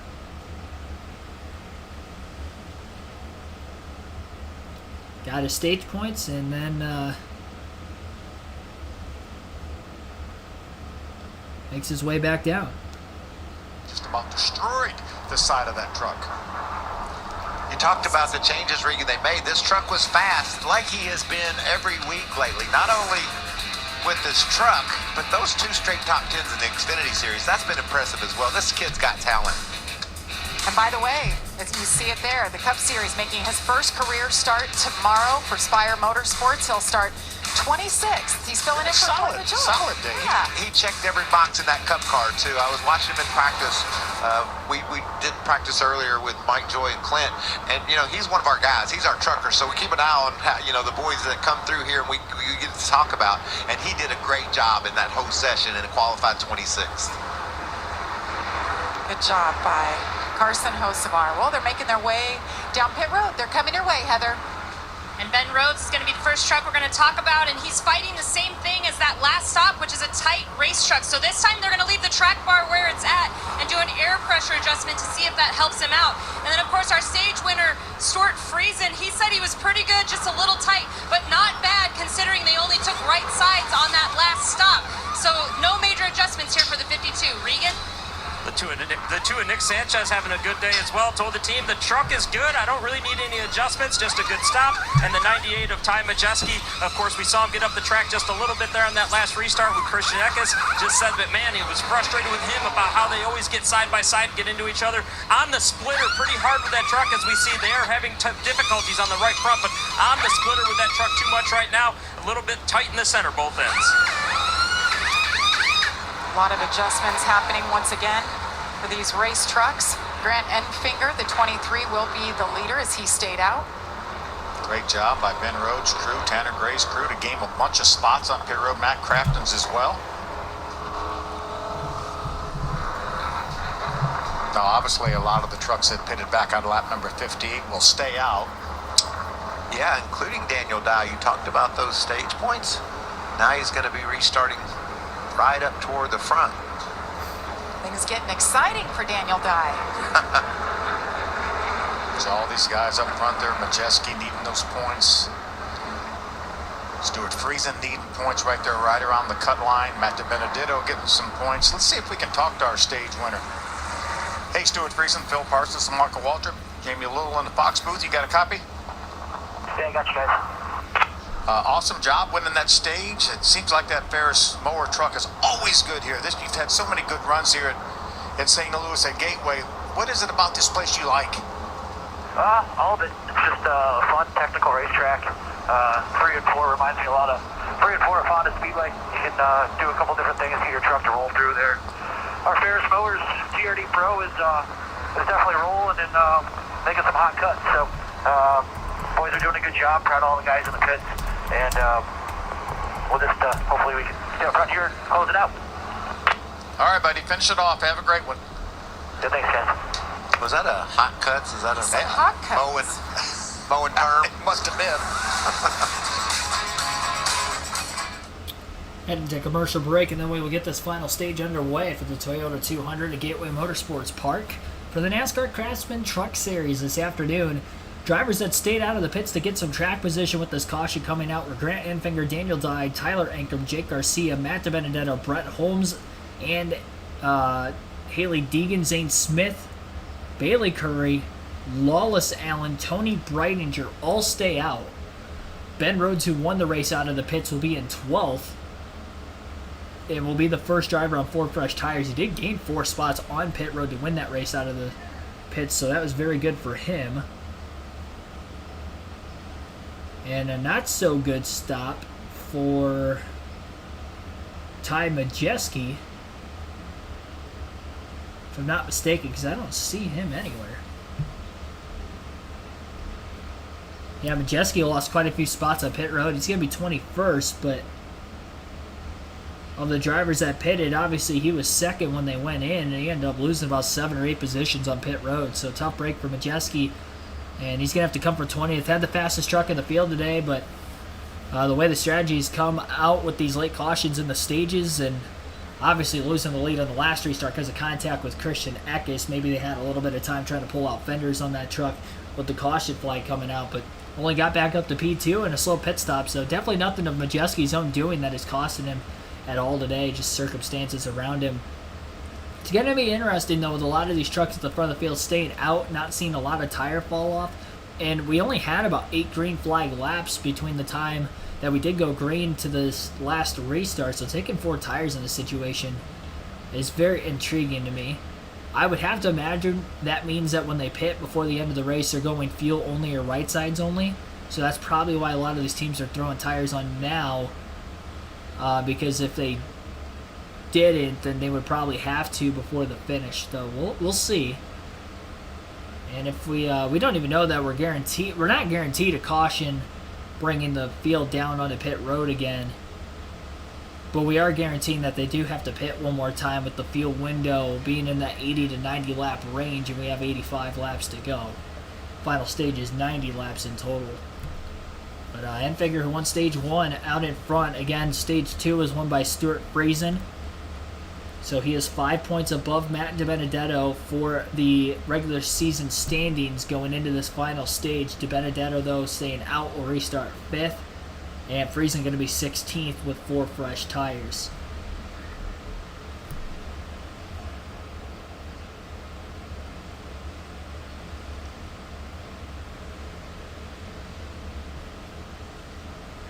Going to be a mess on the restart. It may be.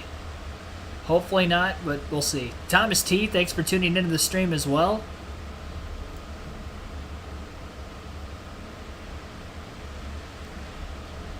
Got 100 people watching right now. We have 59 likes. Our goal is 100 likes today. We are almost halfway home. 93 degrees is the weather in St. Louis. Just 6-mile-per-hour winds. Sunny. Barely any clouds in the sky.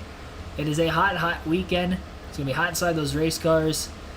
Chris Hacker, we have a thermostat in his race truck that Fox keeps panning to. 118 degrees inside the truck now, but under green a little bit warmer when the engine heats up. He was at 124 earlier, and I'm sure that will warm back up again here. Green flag is going to be back in the air. Enfinger leads the field to the green. And the final stage is underway. Daniel Dye did not take off well in the inside lane. So did the trucks behind him as they kind of staggered out quite a bit. Ankrum is going to move into second on the outside lane from row 2. He gets by Daniel Dye. But Enfinger back out in front for the second time this afternoon, and we'll see how long he can hold on to the race lead in that GMS Chevrolet. Matt DiBenedetto on the outside of Daniel Dye. Dye down on the bottom, hugging the curbing, trying to get to the inside of the 16, who left the door open, and Dye takes over second place now on the front stretch. Zane Smith right behind him, boxed in behind the 43 and the 16, wants to get through as quick as possible. He knows he's got a fast truck that could compete with Enfinger at the front of the field. Dye slips up off the bottom a little bit again. Zane Smith trying to keep the truck as low as he can off the exit of turn 2, trying to go 3 wide, but he just couldn't do it. And the 43 and the 16 still staying door to door, while DiBenedetto and Zane Smith are side by side, just kind of stuck by the wayside behind him. DiBenedetto going to hop out of line and jump back in behind the 38 truck off of turn 4. Enfinger trying to break the draft, it looks like, down the straightaways as he continues to kind of snake his way down to the bottom and back towards the outside. Dye clear for second, finally on Ankrum after about a 2.5 lap battle for second. Zane Smith now to the inside of the 16, trying to keep him hung out to dry. Ankrum just can't get a good roll off the top like we've seen some other trucks be able to do today. Zane Smith will slide in clear into turn 3 and move up to third. And DiBenedetto still in 5th behind Ankrum for right now, but Grant Enfinger has a 7/10 of a second lead over Daniel Dye, and we are officially halfway in this race at the start-finish line this time by. We'll have 80 laps down and 80 laps still to go. We are in the third stage of this one, for anybody wondering. And Ben Rhodes, who's the first driver off 4 tires to restart back in 12th, he's only made his way up to 9th. Just past Bailey Curry, one truck is around, backing it near the outside wall. Don't know if he touched it or not, but that is Taylor Gray in the 17.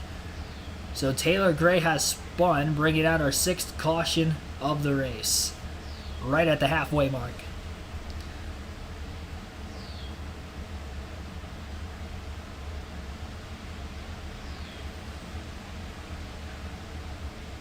It doesn't look like he backed it into the wall. I thought he was heading that direction, but just cut that JBL Toyota off of it, and he will be able to continue.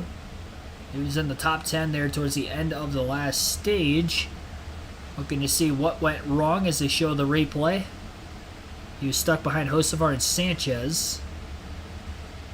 And got into the 2 of Sanchez just a little bit before backing up the racetrack. It was tough to tell if Sanchez came down and crowded the 17 or if the 17 overdrove. It almost looked like a little bit of both. It looked like the 17 definitely came up off the bottom. It didn't look like he was going to be on the curbing at all going into the corner, and it also looked as if the 2 maybe chopped him off simultaneously. So it looked like a racing deal causing that incident there, in my eyes. 2 drivers going for the same spot at the same time, and it causes them to make contact. One loses control. Sanchez able to drive on. We are under caution again for the 6th time in this race.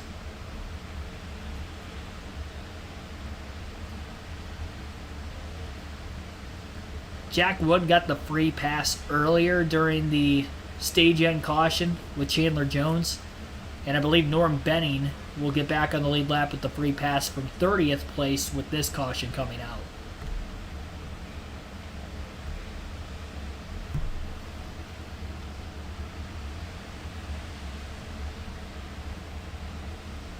Well, this will help Grant Enfinger, Daniel Dye quite a bit. And really anybody who's on older tires staying out during that last caution to remain up inside the top 10, because Rhodes has only gotten up to 9th. Less laps that they will have to hang on for. Majeski moved up 7 spots from the last restart from 20th to 13th. There's Breidinger, as you mentioned, solid, just logging laps and learning. That's what it's all about when you get an opportunity like this. 82 laps in, 79 laps to go. I didn't quite get my die cast in time. Usually at the end of stage 2 we get a die cast showing. I was able to grab it during the last commercial break real quick. So our die cast today will be a 2008 Greg Biffle NASCAR Cup Series 3M American Red Cross race car. One of the classic Biffle 3M schemes, of course, had this from basically the Car of Tomorrow years all the way to even the early Gen 6 years, 2014, 2015. So, yeah, some of the 3M schemes pretty good. This one specifically, I was actually given this diecast. This is not one I bought. Somebody I used to work with at my old job when I first started the channel, in fact, said that he had gotten this. I can't remember. I would imagine it was something that had to do with the American Red Cross. But he was like, yeah, I got this diecast or whatever from like a blood drive or something a long time ago. And he couldn't remember who it was. And then sure enough, it ended up being Greg Biffle, who was my favorite driver growing up. So I'm like, oh yeah, I'll definitely take that. So this is only one of 3 Greg Biffle 124 scale diecasts that I have. I do have a Busch Series 2004 Charter number 60 car, and then I've also got an actual 3M number 16. I want to get the National Guard car for Greg Biffle in the mid-2000s, and I just have not been able to find it at a racetrack yet. But Greg Biffle is Ford Fusion, again 2008, Car of Tomorrow with the wing, will be today's diecast showing. And we will have another one during the Xfinity Series race later today, and the Cup race again tomorrow at the end of Stage 2 for both of those races.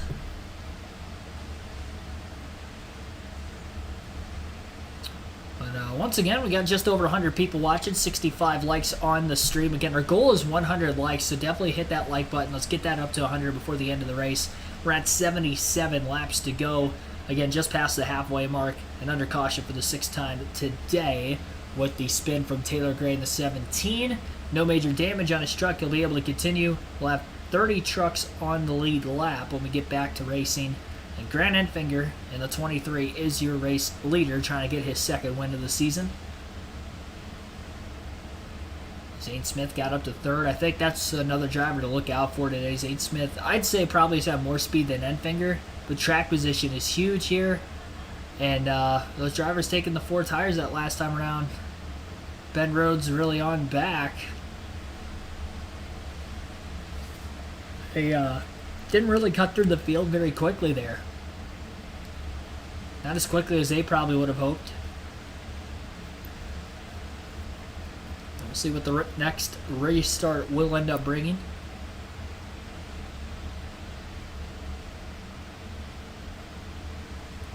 Those trucks on the older tires are going to have to try to take off again.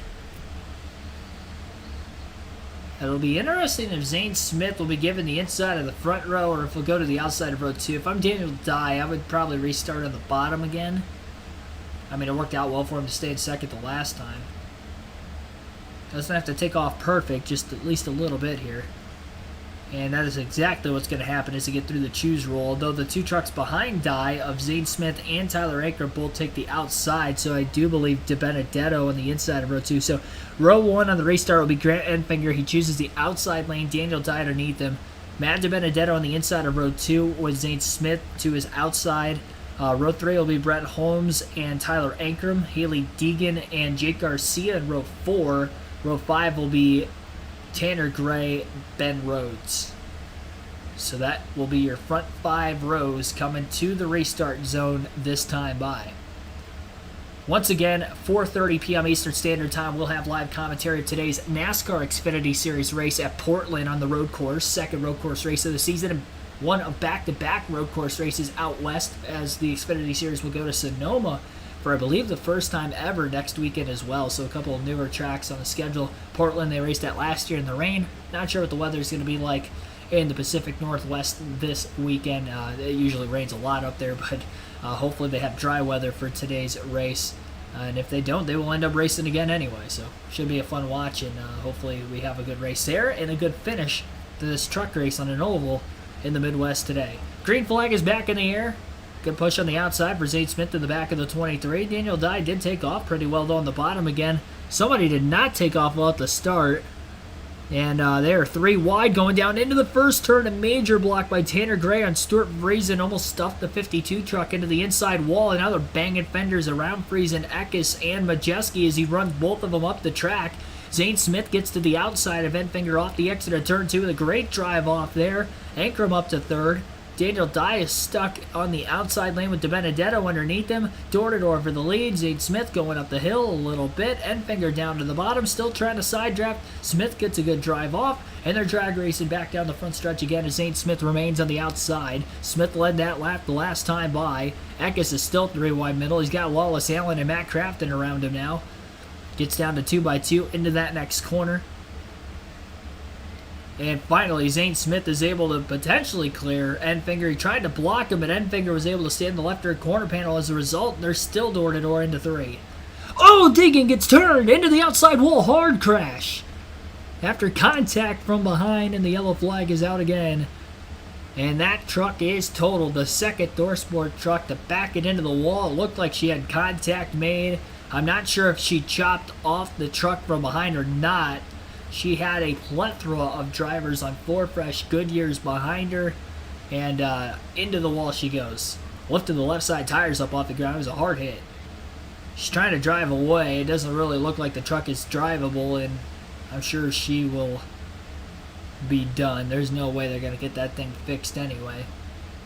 Window net is coming down, it looks like. Showing a replay. She was on the outside. Nick Sanchez gave her a push, and yeah, Sanchez turned her. Outside lane.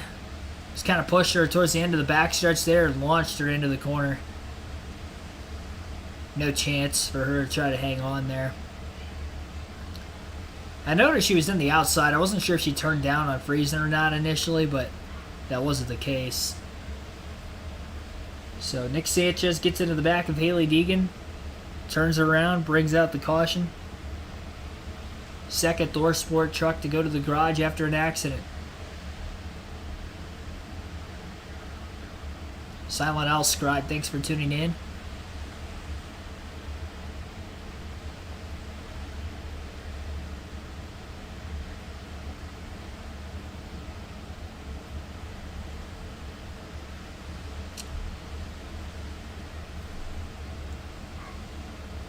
Sanchez was... Yeah, he was all over well before getting into the corner. I think he was trying to bump draft her on the outside, was just still on her when they got in, and she had no chance to try to make the turn. Rookie mistake there for Sanchez. Ben Rhodes only picked up 2 more spots that last restart. We'll say Ty Majeski's chipping his way through the field on the restarts. Went from 20th to 13th, and now 13th up to 8th. Getting 5 to 7 spots at a time here these last couple of restarts. We've only gone a couple green flag laps in this final stage so far, and they're right around the edge of the field window to make it to the end if they were to pit now. And I would probably say that they should top off now, because I'm sure we'll get more cautions that they can save gas and make it to the end, but we'll see. Zane Smith did consume the race lead right before the caution flag had came out. About a lap or so before the yellow flag came out, he cleared Enfinger at the front of the field. Smith trying to go for his 3rd win of the season. We've had 10 different winners in the first 11 truck races this season. Smith, the only driver to win more than once. And not only he's the only driver to win more than one time this season, we've also had 7 different Truck Series drivers to win a race this season. And 3 drivers have been won by Cup regulars, with Kyle Busch winning back at Las Vegas in the 2nd race of the season, Kyle Larson winning at North Wilkesboro 2 weeks ago, and Joey Logano winning the dirt race at Bristol as well. In that 66 truck that Chandler Jones was driving today, in fact. So technically it was the 2nd win for ThorSport Racing this season, but the first by a truck regular last weekend when Ben Rhodes won at Charlotte.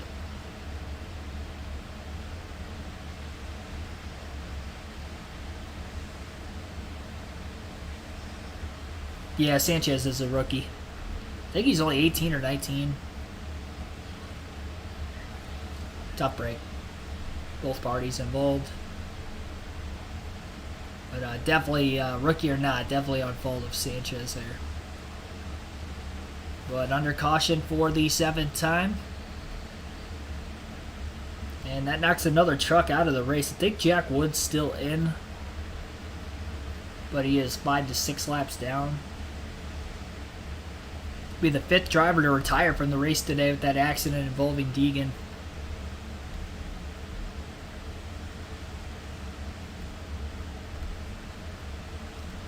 Again, our Xfinity Series coverage at 4:30 Eastern Standard Time this afternoon. Reddick Biffle, thanks for tuning in. Let's go. Yeah, I had a Greg Biffle diecast I showed a little bit ago. I don't know if you were in the chat at the time or not, but that was our diecast showing here at the end of Stage 2.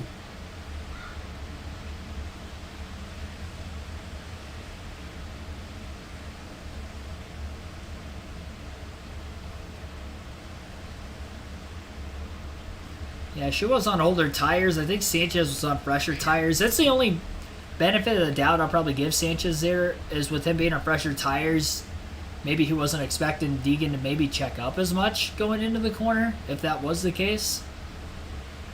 But we haven't seen a lot of tire fall off, and he was already on her well before they got into the braking zone of the corner too. Just kind of bump drafting her down the back like I mentioned, so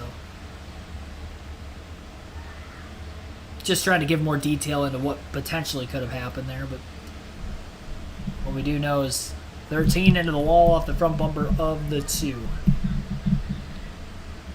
So yeah, Enfinger won at Kansas, so maybe it's a Midwest thing for Grant Enfinger to get these wins at Midwest racetracks. Might be seeing the field come into pit road this time.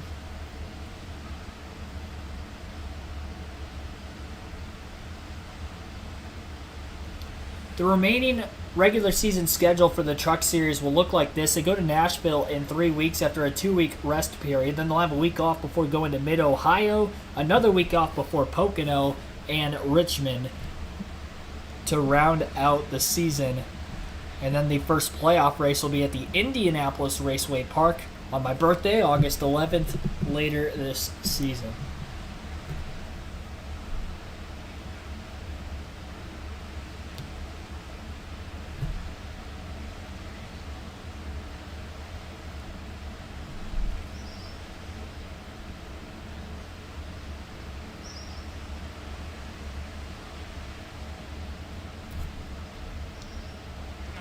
Close, but why not roll the dice just a little bit here? Of course, they've already got wins. They don't have to worry about that, and works out. It works great. Right now, the truck for him has been very good out front. He said, all I need is clean air with this truck right now. Well, that's all. So that was an update on Zane Smith. He just pitted from the lead. He was the only driver to come onto pit road, so he's going to restart back at 27th. Topped off on fuel there, and he'll be topping off again as we're still awaiting the green flag. So pretty ideal situation, I'd say. They're within the fuel window, I believe, to make it to the finish, especially the more caution laps we get. Everybody else still going to have to pit before the end, so Smith would just end up staying out to get that track position back. I think the best thing for Zane Smith is we get a caution pretty quick into this next green flag run once again, so that way he doesn't put much wear on his tires. I think even if we get about 10 laps or so in, I think he'll be okay. But that's got to be the only situation you can think of. I don't dislike the call. It was interesting seeing the leader make this call, though usually you see it happen from drivers that are not up at the very front of the field, but in this case, that was not the case. So Ben Rhodes, who is the furthest ahead in the running order on fresh tires, is in 6th. Ty Majeski is 7th, right behind him. Holmes has older tires, still in 8th. I think Curry has older tires in 9th, and then Hocevar and 10th is also on fresher Goodyears. So there's still a mix of drivers there in the back half of the top 10 that still, some have fresh and some have older tires from when they pitted either towards the end of Stage 2 or at the end of Stage 2. We'll have 67 laps to go in the restart when we go green, and it will be Enfinger and Ankrum, it looks like, on the front row. Daniel Dye on the inside of row 1 once again, then DiBenedetto on the inside of row 2, Ankrum to the outside, and we will get to this restart.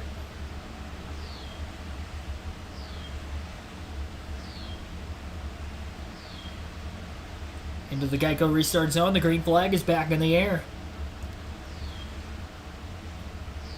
Daniel Dye not taking off well. DiBenedetto trying to give him a push down into turn 1. Dye rolls the center of the corner.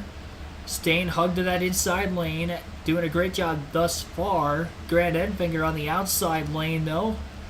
Got a good drive off, but Dye still going to drag race him down the back. Great restart there for the rookie in the 43 truck as he dives it off into turn 3. Half a truck leg clear, wiggled just a little bit, and that is the opening that Enfinger needed to pull clear off turn 4, but a great job by the 43 truck not making contact with him as he quickly dives in line behind, quickly side drafts the 23 truck as well as he gets another surge of momentum down into turn 1, a second wind, if you will, for Daniel Dye. Again, he's not able to quite hang on, though, with the speed of that 23 truck of Grant Enfinger. Matt DiBenedetto did a great job getting a third on the restart despite being on the inside of the road, too. I think Dye taking off in front of him this time really helped Matty D out. Ben Rhodes lost a couple spots in the restart. Now Stuart Friesen and Ty Majeski have made their way ahead of him. Carson Hocevar as well. So Rhodes, who was the first driver on 4 fresh tires on the restart, is now the 4th best driver on 4 fresh tires in the running order. Majeski leading the way. 3 wide around Crafton, Sanchez, and it looks like Lawless Allen. Bailey Curry in the mix. Allen just behind them because he battles with Tanner Gray for position. A lot of staggering going on the back stretch as they move around. Blocks and pulling out of line, trying to maybe break some side drafts. Most of our really good in the center of 3 and 4 as he closes the gap on Friesen, who tries to sneak to the inside of Tyler Ankrum. Majeski's broken into the top 5 up to 5th, right behind Jake Garcia in the 35 truck. Great run for Garcia to this point. A lot of drivers below the cutoff line that are up towards the front of the field right now as we run below the cutoff line. DiBenedetto in 3rd, Jake Garcia 4th. Daniel Dye obviously in 2nd, having his best run of the season. And Ty Majeski was above the cutoff line without a win. Stuart Friesen came into the day 1 point below Matt DiBenedetto, but into the final stage he was 5 points above him. It's a very tight points battle with the 25 in 3rd and the 52 in 7th. It's going to be fun to watch those two battle over the next handful of races for that final playoff spot, assuming we don't get enough winners to bump them back that are below the cutoff line.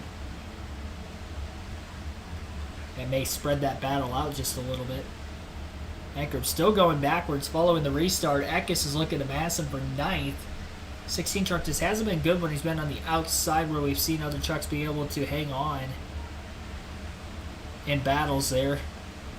Nick Sanchez wiggled a little bit in the center of 3 and 4 and almost made contact with Brett Holmes. 3 wide down into turn 1 is Chase Purdy trying to make a move underneath both trucks. Sanchez held clear a little bit on the 32 of Holmes. Purdy can't quite drive up to the inside of Sanchez and remains behind him as they battle for 11th place on the racetrack to Sanchez, Purdy, and Holmes. Holmes with the recovery from that opening lap spin as well with Clay Greenfield starting deep in the field. Good run for the 32 truck. 100 laps complete at the start-finish line next time by, and then we'll have 60 laps to go. And we're just over an hour away from the drop of the green flag of today's NASCAR Xfinity race at Portland. Again, that will be our second race of our doubleheader this afternoon. For the live commentary streams, we'll be back again tomorrow afternoon at 3:30 Eastern Standard Time for the NASCAR Cup race at Gateway, the second-to-last race that Fox is covering both the NASCAR Xfinity and Cup Series schedule this season. Biggest movers since the restart, Eckes and Zane Smith up 6 spots. Stuart Friesen, Jesse Love up 4, as well as Zane Smith, who started deep in the field. We will take a quick rundown of the full field running order with 60 laps to go. Grant Enfinger has a 1.2 second lead over Daniel Dye. Matt DiBenedetto is in 3rd, Jake Garcia 4th, and Ty Majeski is 5th. Stuart Friesen at 6th, Carson Hocevar 7th, Ben Rhodes 8th, Christian Eckes 9th, and Tyler Ankrum is 10th. Nick Sanchez at 11th, Chase Purdy 12th, Brett Holmes 13th, Matt Craft at 14th, and Tanner Gray is 15th. 16th is Bailey Curry, Colby Howard 17th, Zane Smith 18th, Roger Carruth 19th, and Jesse Love is 20th. Taylor Gray in 21st, Lawless Allen 22nd, Matt Mills 23rd, Chris Hackard 24th, Timmy Hill 25th. Tony Breidinger in 26th, Josh Ryu 27th, Spencer Boyd 28th, Norm Benning is the last truck in the lead lap at 29th, Jack Woods 4 laps down at 30th, and then 31st on back out of the race. Actually, Stefan Malzoe is back in the race, so he'll be in 31st right now but he is 13 laps down after a battery issue earlier. They changed that out, got him back in. Haley Deegan will finish 32nd. Her teammate Connor Jones for today will finish in 33rd. Dean Thompson 34th, and Clay Greenfield will finish 35th on this bright sunny day.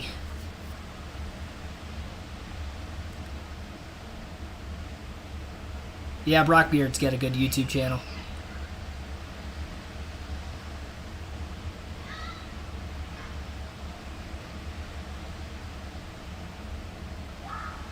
Craigie Dale Jr. fan with a chronic cough.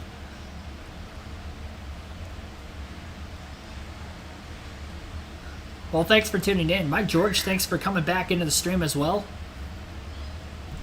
Reddick Biffle fan, by the way, Beans are under a commercial break right now. This was the diecast that I showed. Just because you're a Biffle fan as well as I was growing up, so I'll give the diecast show. It was a 3M American Red Cross 2008 Carve Tomorrow diecast. Ford Fusion.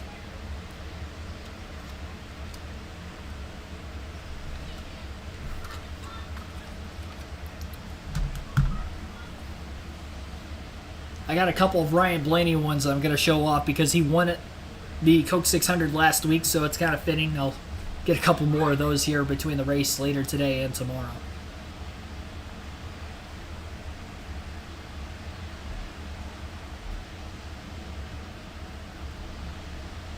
They are coming back from the commercial break, I do believe, right now. You guys will get to listen into the FS1 telecast leading up to their next commercial break as we continue our coverage here live on this YouTube channel. A dry heat. These drivers are going to be whipped when they get out of these trucks.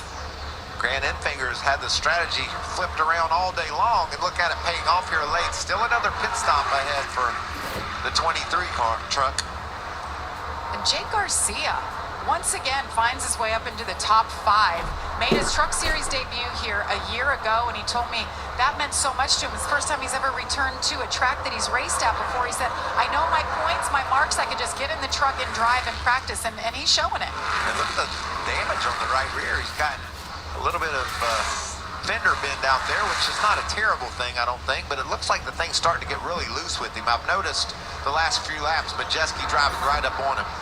Yeah, it's not a huge surprise, though, to see Jake Garcia running up in the top 5. Finished 5th at Texas for his best finish, but he was even better than that at Darlington. Got involved in a late wreck to take him out of a good spot. And Jamie, you mentioned it, Carson Hocevar. He's on the rally. That truck is fast. He's going to get inside of Garcia, try to grab that 5th place away.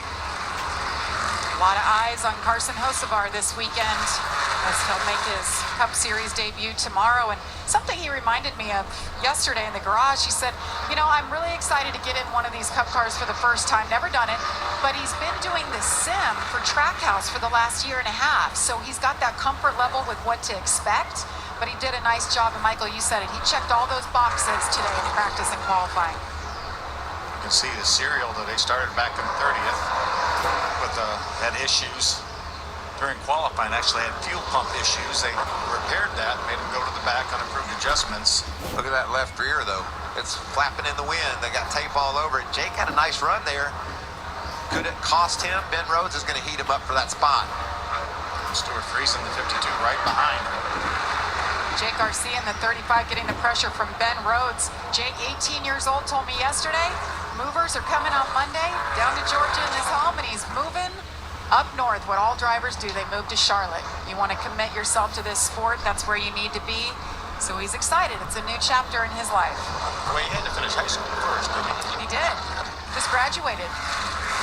Now he's moving quickly, as Ben Rhodes wants him to move a little bit quicker over to the side. Yeah, and so does Stuart Friesen. That's getting pretty serious there, as this battle for the top 10 is heated up as well. And Sanchez drove his way up well inside the top 5. He's fallen off just a bit as he battles Ankrum for that 10th spot. Or a good exit to the center and off the corner of turn 4. Pulls back in front of Ankrum. Matt Crafton's steady and solid all day, trying to bump his way into the top 10. Such a beautiful truck. So easy to look and know exactly where Matt Craftsman is at all times. You can look at the entire field and pick Matt out. Yes. No problem. Probably feels a little bit better today than that hot black truck. Good battle with Chase Purdy.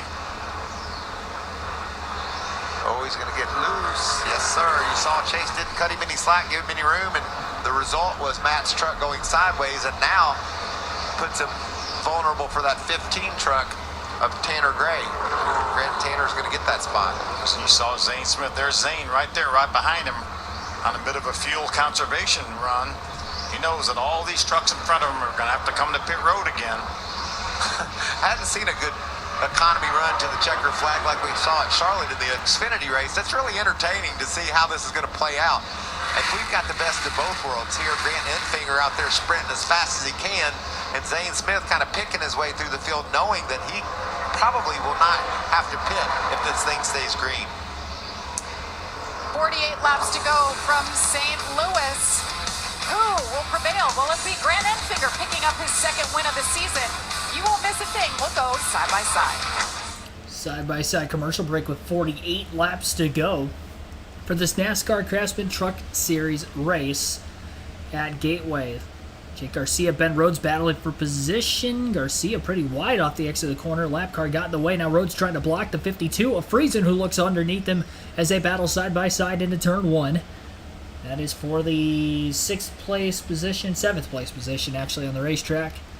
And Friesen cannot hang on. He's trying to keep up there, knowing DiBenedetto's still in front of him in the running order. Majeski moved his way to 3rd during this green flag run. He's still 3 seconds off the lead from Enfinger, and he is closing in on Daniel Dye for 2nd place. So the fastest truck in the field, at least in my eyes, Ty Majeski, trying to get his way up there in contention to win his first race and be the 7th driver to lock himself into the Truck Series playoff field.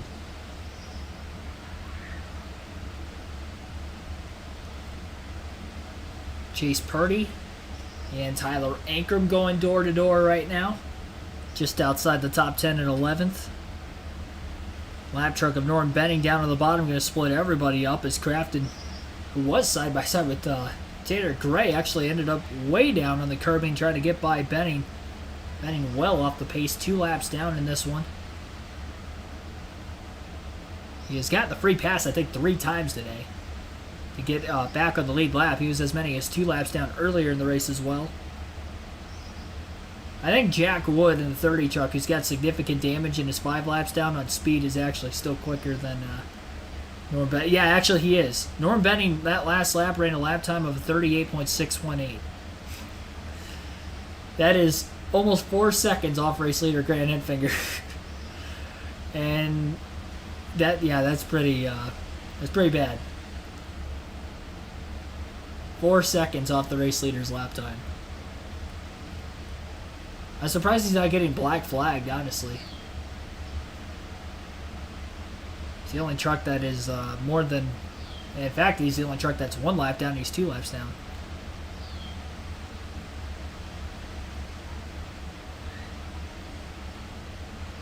Purdy and Ankrum are still door to door. They've been side by side for almost 2 full laps. And Dye has been running down Grant Enfinger just a little bit, and I think Enfinger might be getting in some dirty air behind lap trucks at the tail end of the field. Spencer Boyd has just gone a lap down in the 12th truck. And then Josh Reaume, Chris Hacker, Tony Breidinger, and Wallace Allen. Timmy Hill also all right there in front of him. So dirty air for Enfinger for the first time during this green flag run has allowed Dye to run a bit quicker the last 2 laps. Majeski still on the back of the 43 truck as they battle for 2nd place right now with 43 laps to go at Gateway.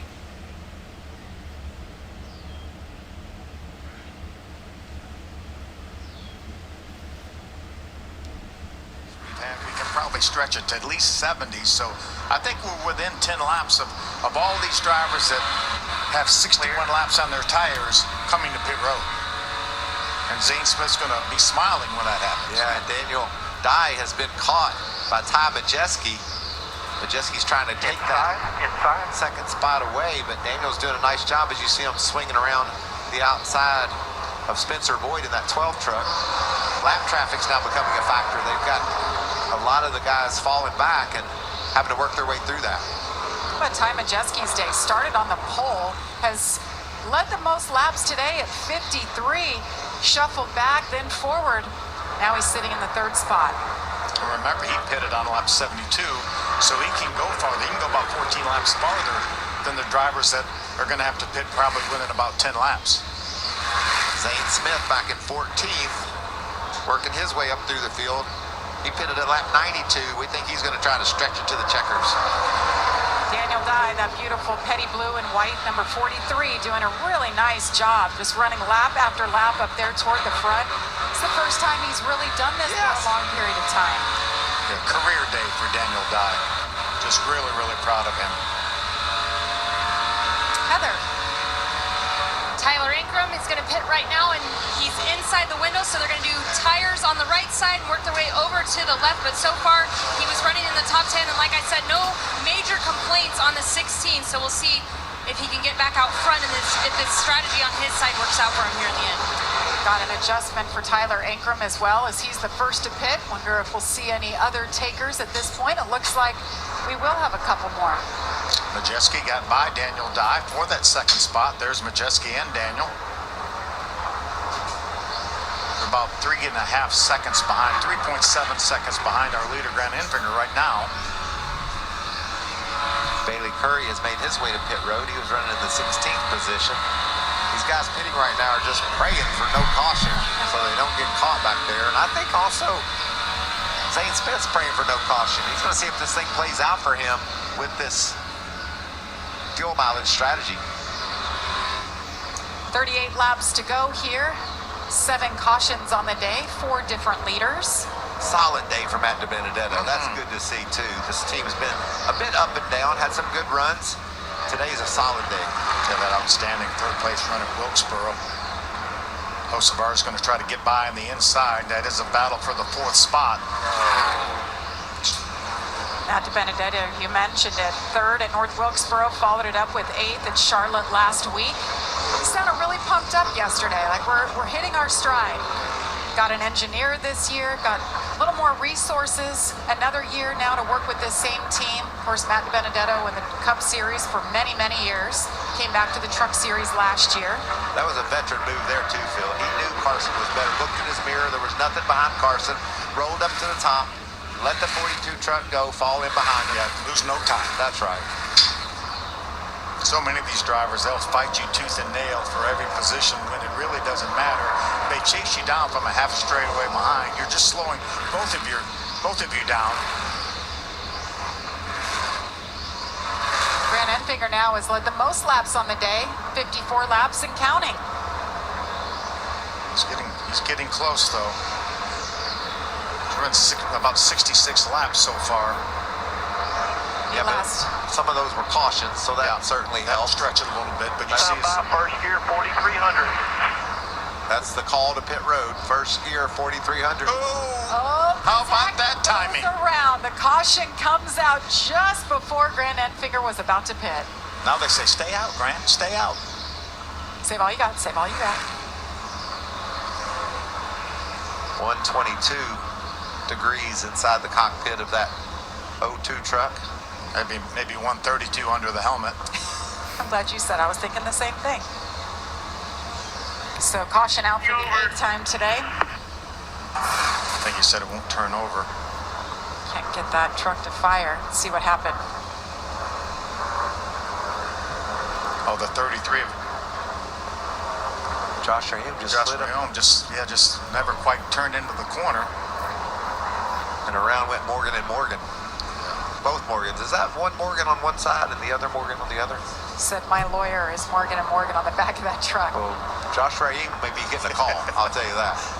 He just slides up into a little bit of contact there, just slid up the hill. Yeah, clip Chase Purdy and clip the 02 of Hacker. And there's a lot of drivers that did not want to see that caution, but Grant Enfinger isn't one of them. That was very timely. Everybody that pitted on lap 58, they all were coming to pit road pretty soon. It's really going to hurt Ankrum, who already made his green flag pit stop. And a lot of drivers did some really nice work getting around him because he's right smack in the middle of the racetrack. Including Zane Smith, who is back there in fuel conservation mode. And I'm telling you, you cannot see through that smoke. You don't know where that truck is. You really rely heavily on your spotter. and just feeling your way through that. Michael, pit road is still closed. What do you think about if we're Zane Smith's team? We're going to bring him in just for a little dash of fuel because we know we're going to beat everybody out that's going to change tires. What do you think of that? I like it, or else this caution flag might give them confidence. Maybe they know. Yeah, maybe. Talked about Infinger had run 60-some laps. Probably at this point, maybe the 38 team says, we got this, just stay out. We'll lead the baby. You know, it's crazy for this team, too. We think of his consistency, champion, how good he is week after week. Since he started in the truck series That's 3 right. years ago. The last 3 weeks, though, have been tough. Got involved in a wreck there at Darlington. Finished 22nd that day. He had issues. He was having electrical issues as well. Got caught up in something coming off of North corner at Wilkesboro. North Wilkesboro. Finished 32nd there. And then just got away from him there at Charlotte.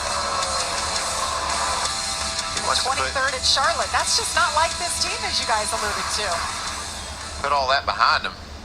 Yeah, I was talking to Chris Lawson, his crew chief. He said, well, you know, the one thing, if we didn't have speed, that'd be one thing. But we've had speed, and he said the only thing it does is this is probably not the truck that we would have brought here. The truck we had at North Wilkesboro would have been the truck, our better short track truck. Even though this, we see speeds over 160 miles an hour, this really races like a short track. He said this is more of a 1.5 mile truck, so it's not really not what they wanted to be here, but it's doing pretty good right now. And if the strategy plays out, he's probably going to have the lead here momentarily. Well, it's been a great day for the 38 truck. Shown back there in the 13th spot. See what he decides to do. Big pit stops here. Big pit stops coming. A lot on the Money line stop. right now, and Heather, they're coming your way. Matt Benedetto will be the first in on my side. He said he's on the border of sliding the right rear of that truck, so just a little free. I just checked with his crew chief, and he said we may or may not do adjustments here, so we'll wait and see what the 25 does.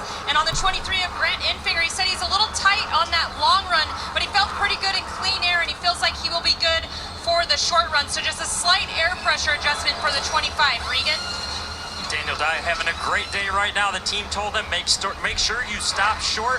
He is pitted right behind the 98 of Ty Majeski. Want to give him room to get out. As for the truck, he says it's good. I don't want any changes with it. And the 98 of Ty Majeski up and down in the pit so far today. Needs a good stop. Said free me up just a little bit. The truck's just a little too tight right now. A lot of adjustments there, as most of the trucks came down pit road, but a handful, stayed out on track, including the 38. Yeah, Carson Hocevar, Smith. right side tires. He didn't want to take any time to try to get that left side jacked up. He did 2 tires, as well as Stuart Friesen And Chase Purdy. See if that plays out for him. A little extra track position. They're going to have to go through the guys who decided to stay out. Zane Smith and Jesse Love are the 2 trucks that are on the lead lap, both pitted around 90, 92. All right, we'll see how this all shakes out. 32. All right, 32 laps to go in the Toyota 200 at Gateway Motorsports Park for the NASCAR Craftsman Truck Series. We'll take our final ad break of the race today. We will end the poll in the chat as well, and we'll get to the end of our first race of 2 here on this Saturday afternoon. Wheeler Rick, the Tie Guy, thanks for tuning in. Ryan Jensen, thanks for watching as well here recently. And I think that's it for any of the newer people who I haven't shouted out yet in the chat throughout today's race. We are at 77 likes on the stream. We've had upwards of over 100 people watching at one point in time in this one, so be sure to hit the like button if you haven't done so already. Again, our goal is 100 likes on this stream, so we're about 23 likes shy of that as of right now in the late going. So in the chat, 84 votes were casted. 40% said that anybody other than Carson Hocevar, Ty Majeski, or Ben Rhodes were going to win today's race. 22% had Rhodes, Majeski with 20%, and Hocevar with 16% of the votes. You heard it right there that Carson Hocevar, let me restart that. Carson Hocevar, Stuart Friesen, and Chase Purdy all took right sides only. So right side tires only for those 3. 2 trucks stayed out of the pits, which were Jesse Love and Zane Smith. So they'll be on about 25 lap older tires. I'd say 25 to 30 lap older tires for Smith and Love. It'll be interesting. We haven't seen a lot of tire fall off today. I saw after about a 15-lap stint, there's really maybe a couple tenths at that of fall off. So I don't think this is bad for Zane Smith. Now, Jesse Love has been outside the top 15 most of the day, so I would not want to be in whatever lane he restarts in. If he restarts on the outside of row 2 behind Zane Smith, I think you have to go to the bottom just to keep from potentially getting behind him and getting held up and losing more position. And if he's on the bottom, you definitely have to go to the top. Top usually gets a pretty good drive off from what we've been seeing in today's truck race as well. So if you can make it halfway through the corner on the outside of that 11, you should be able to pull clear, especially with them being on older tires and just not having a whole lot of speed in that race truck today. He's making his first career truck start, though. Tricon Garage.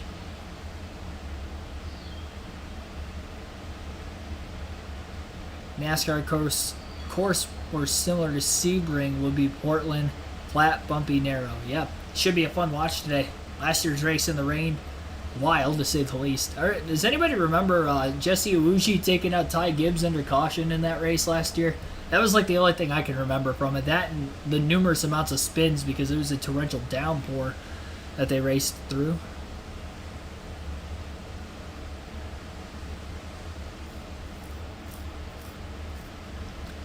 Zane Smith trying to go for that third win of the year and get back to the regular season point standings battle for that championship with Corey Heim out due to illness today. Steve Reed, thanks for tuning in as well. During this caution period, 29 laps to go in the restart. Smith on the outside of the front row. Hocevar to the inside of row 1. Green flag back in the air. Hocevar spins the tires. Now has to block Stuart Friesen down to the inside. Friesen not taking anything. 3 wide into the corner. Enfinger stuck up high. He's the first driver of 4 fresh Goodyears to the outside of Jace Purdy. And still side by side for third. Looks like between Jesse Love and Stuart Friesen. Trucks all the way down near the grass trying to break out of line, making passes just outside the top 10. Hocevar in second place all over the back of the 38. Will the right side tires be enough for Hocevar? To the no tires taken by Zane Smith, who stayed out to get that track position to lead this race for the third different time. Craftsman diving way out of line, looking to get by Matt DiBenedetto. Matty D on the outside behind Eckes and Sanchez, who run door-to-door for position through turns 1 and 2 as they battle for 9th. Enfinger pulling out of line now on Sanchez. He's going to be able to do that. Tanner Gray in the 15 truck will follow him. Chase Purdy trying to move up past the 99 of Ben Rhodes off the exit of turn 4. He's going to crowd Rhodes wide and clear off the exit of the corner. Enfinger on the inside of the 11 truck of Jesse Love after Stuart Friesen got around him a couple laps ago. Enfinger will move to 4th, all clear. Majeski trying to make his way through. He's had a strong day today, just hasn't been able to get the track position when the time matters the most. And in this situation, same thing for that 98 truck. They definitely had the speed to win today, just hasn't really fallen right for them up to this point in the late going. Sanchez has been on that outside lane a lot today. Charges the corner hard, but it's to no avail as Matt Craftsman will be able to pass him for 11th. Drivers battling just outside the top 10 to potentially get themselves in position to get a top 10 finish if all goes well here in the late going. Zane Smith 7/10 of a second ahead of Hocevar. He's ran quicker lap times every lap since the restart. Down the backstretch into turns 3 and 4. Got a truck spinning on the inside of the racetrack. It would be Bailey Curry in the 41. And the caution flag is out again. So I believe this is the 8th caution of the race today. Bailey Curry has spun down the backstretch. Zane Smith, with 25 laps to go, continues his lead. And scratch that, that is the 9th caution today, not the 8th. So this is the 9th caution of the race. This could allow Zane Smith to save more fuel. I would think he's going to be good to the end anyway, but this does help him in that regard. Maybe not a caution he wanted to see, though, a bunch of the field back together again. Especially with an aggressive driver like Carson Hocevar restarting up towards that front row. You know, he's going to try to take everything he can get and get himself in the best position to try to win this race. Showing a replay of what happened to Curry. It looked like Raja Karuth was around him. I'm not sure if there was contact that caused his truck to slip wide. Tough to tell for sure if maybe Caruth got into him or not. The camera angles that we saw looked like he was already loose with the 24 underneath him, maybe before they touched, but yeah, tough to tell.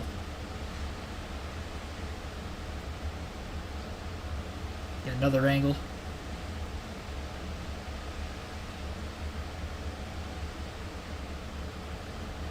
Yeah, he never got touched. Actually, the 9 truck of Colby Howard was underneath him. And it just looked like he slipped up trying to get back to the throttle off the exit of turn 4. Overcorrected, slapped the outside wall, and around he went. So, Caruth didn't do anything there, but Bailey Curry losing control. Tell you what, outside of Carson Hocevar, Nice Motorsports has struggled on a week-to-week basis. Even Ross Chastain, when he's ran that truck, same truck Bailey Curry's driving today at times this year, has struggled. I think he ran like 5 or 6 races, and he's been outside the top 10 more often than inside, it seems like. Really, the only race I can remember that he actually had significant speed when Chastain was in the 41 was at Coda, when he was probably top 3. Him and Busch were the 2 fastest, but Zane Smith capitalized on that pit strategy late. And I think he ended up having some sort of a mechanical issue later into the race too, which ended up dropping him outside the top 10. But up to that point, he was probably top 3 truck.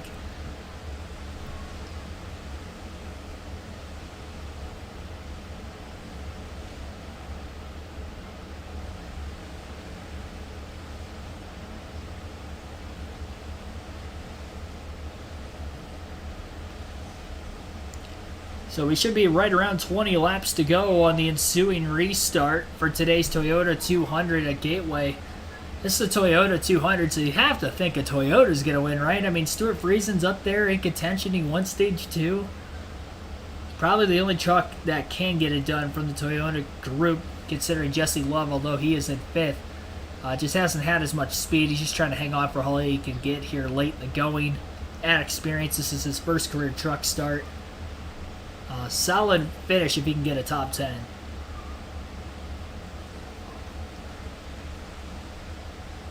Got a Ford, followed by Chevy, Toyota, Chevy, and Toyota in the top 5. Those drivers in the top 5 right now. Again, Zane Smith currently leads under the caution. Carson Hocevar 2nd, Stuart Friesen 3rd, Grant Enfinger 4th, and Jesse Love is 5th. We are just over a half hour away from the start of our live commentary for today's NASCAR Xfinity Series stream. So again, the Xfinity Series at Portland today, that will be the 2nd race of our doubleheader.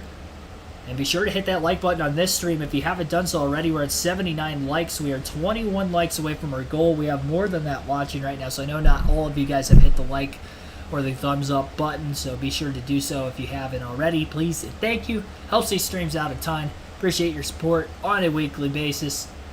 And again, we got that Xfinity race coming up here later. We got the Cup race tomorrow at Gateway as well. That race on Fox Sports 1, so if you're unable to watch, definitely want to tune in. That Xfinity race later today, also on FS1. And I do believe Roger Caruth got the free pass with that caution coming out. Actually, no, Brett Holmes in the 32 got the free pass, so never mind. So Brett Holmes gets the free pass.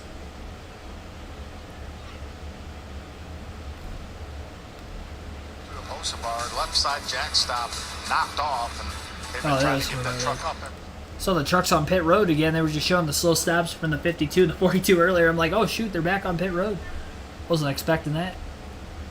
And it's probably because they didn't actually make pit road. And just over 2 hours on this truck race so far today. Quite a few yellows, 9 of them. And we still got 20 to go. Hopefully we can get through to the end without another incident. Give myself a little bit more time between races to set stuff up for the Xfinity Series race coming up here in a little over a half hour. 83 likes now. We're getting there.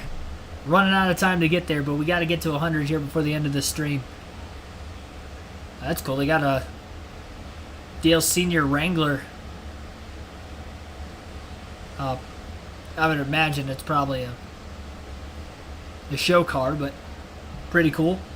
That was always my favorite Dale Earnhardt paint scheme of all time. I've mentioned that many times before.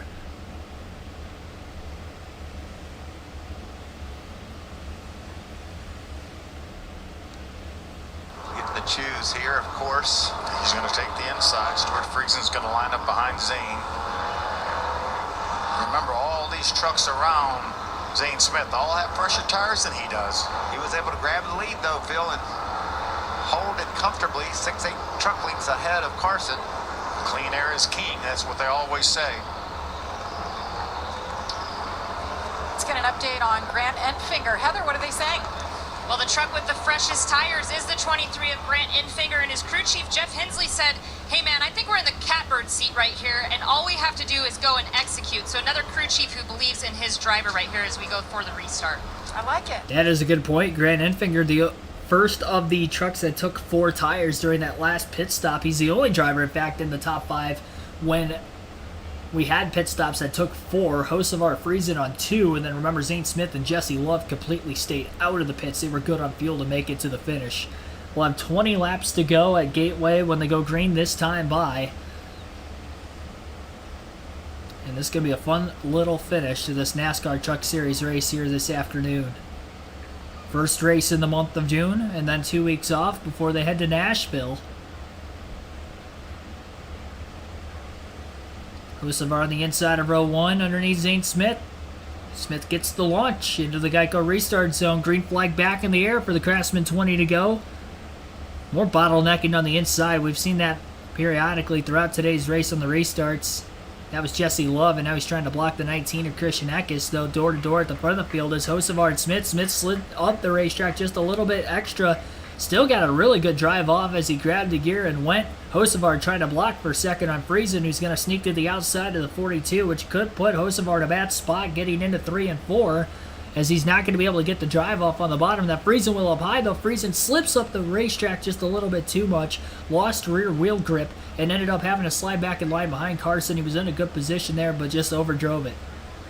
And Enfinger on those 4 fresher tires is still in 4th, trying to attack on the 52 truck. Zane Smith at the front of the field leads 4 trucks under a blanket at the front of the field with 19 to go. Enfinger for 3rd to the inside of Friesen, door to door down the backstretch, and Ben Rhodes right behind him in 5th.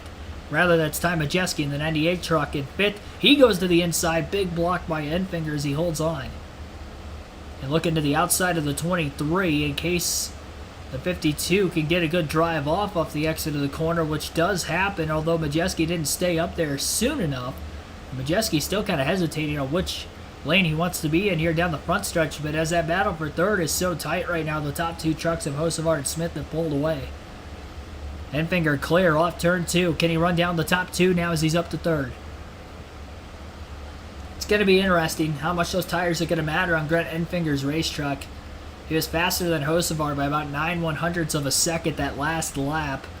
And he's about a second off the lead, so he is going to have to pick it up. He's going to have to get by Hocevar quickly, which is going to be a tough truck to pass before he can get to Zane Smith. But this race is not over yet for Enfinger in 3rd. Friesen in 4th, trying not to lose any more points with DiBenedetto in the top 10, and those two coming in. Very tight points battle for that last cutoff spot to make it into the playoffs. 0.6 of a second now with Smith's gap over Hocevar. He was about 0.2 quicker than Carson that last lap. Rounding the curb is each of those top 3 drivers. Majeski on the inside of Friesen off turn 4 as they'll drag race for 4th to the start-finish line. Majeski's had a really good truck today too, just put back in traffic way too many times, hasn't been able to overcome. Friesen going to let him go. Friesen's truck is very loose. That right rear tire keeps sliding out from underneath him quite a few times, especially when he's in that outside lane, I've noticed. Both ends of the track too, 3, 4, and 1 and 2, doesn't seem to matter. Friesen up high again as he wiggles around. He's losing points, while Matt DiBenedetto is also kind of losing positions. Nick Sanchez just passed him for the 10th place position, and now Matt Crafton's going after the 25.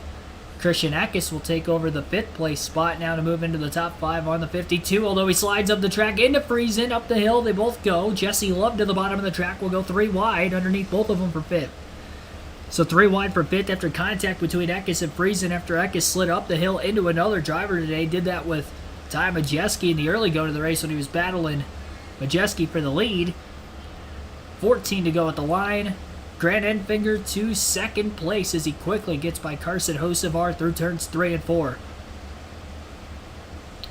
Now can Enfinger run down the race leader, Zane Smith? That last lap, he was about a tenth slower than Zane, but he did have to pass the 42 truck, which cost him just a little bit of time just having to do so. Ty Majeski in fourth is quickly closing on Hocevar for third as well. But he is not going to have as many laps to get to the front compared to where he's at in the track position running order compared to the 23 truck, who's now at the P2. Enfinger almost into the wall off turn 4. You can tell he's pushing hard trying to catch St. Smith, maybe a little too hard because he was about a tenth slower that last lap, and I think a lot of that hiccup was the tightness of the race truck off turn 4.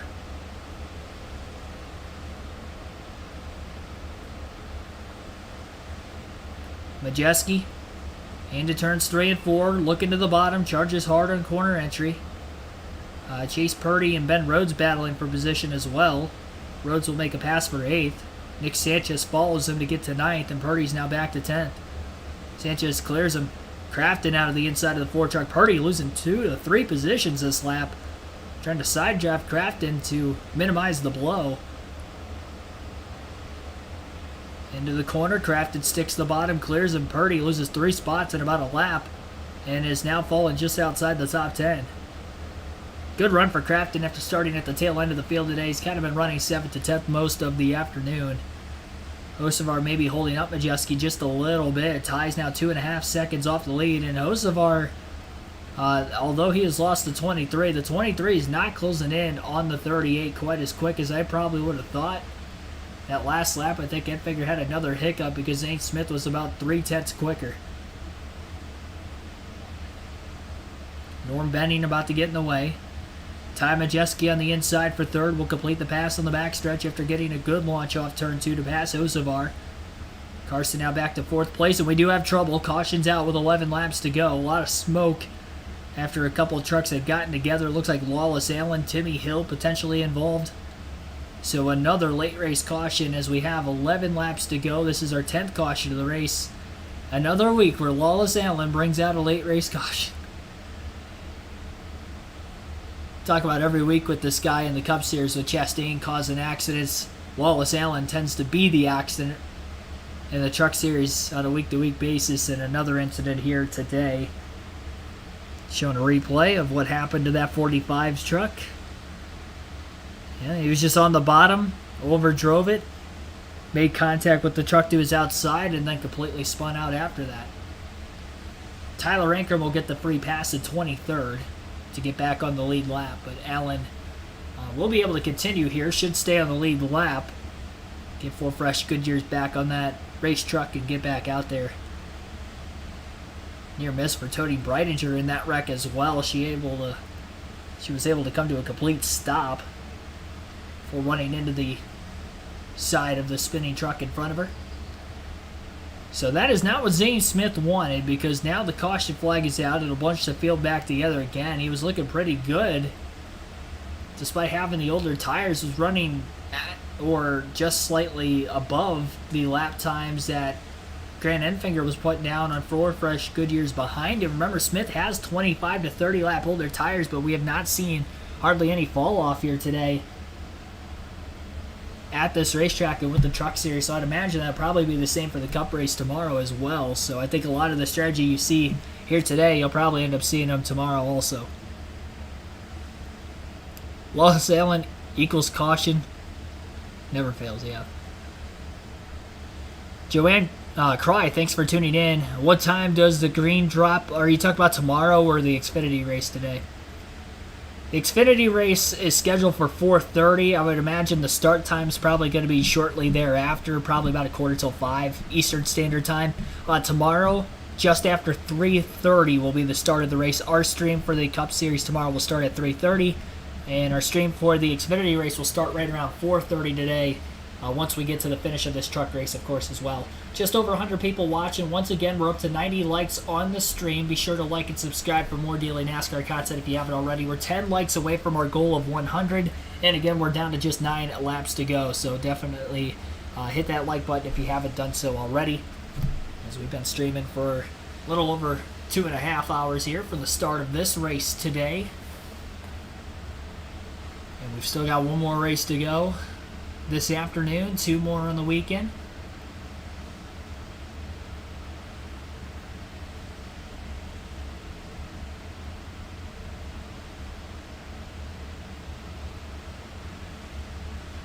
It's 23 trucks on the lead lap. When we go green, 31, make that 30 trucks that are actually on track right now. And Zane Smith will be the leader when we go green. Should be very interesting to see if he can hang on and get that win.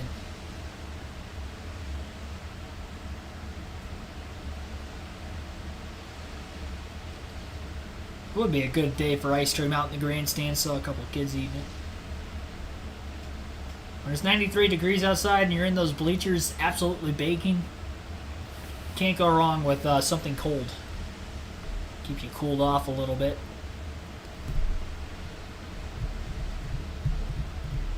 And my pick, Ben Rhodes, in this race back in 8th right now.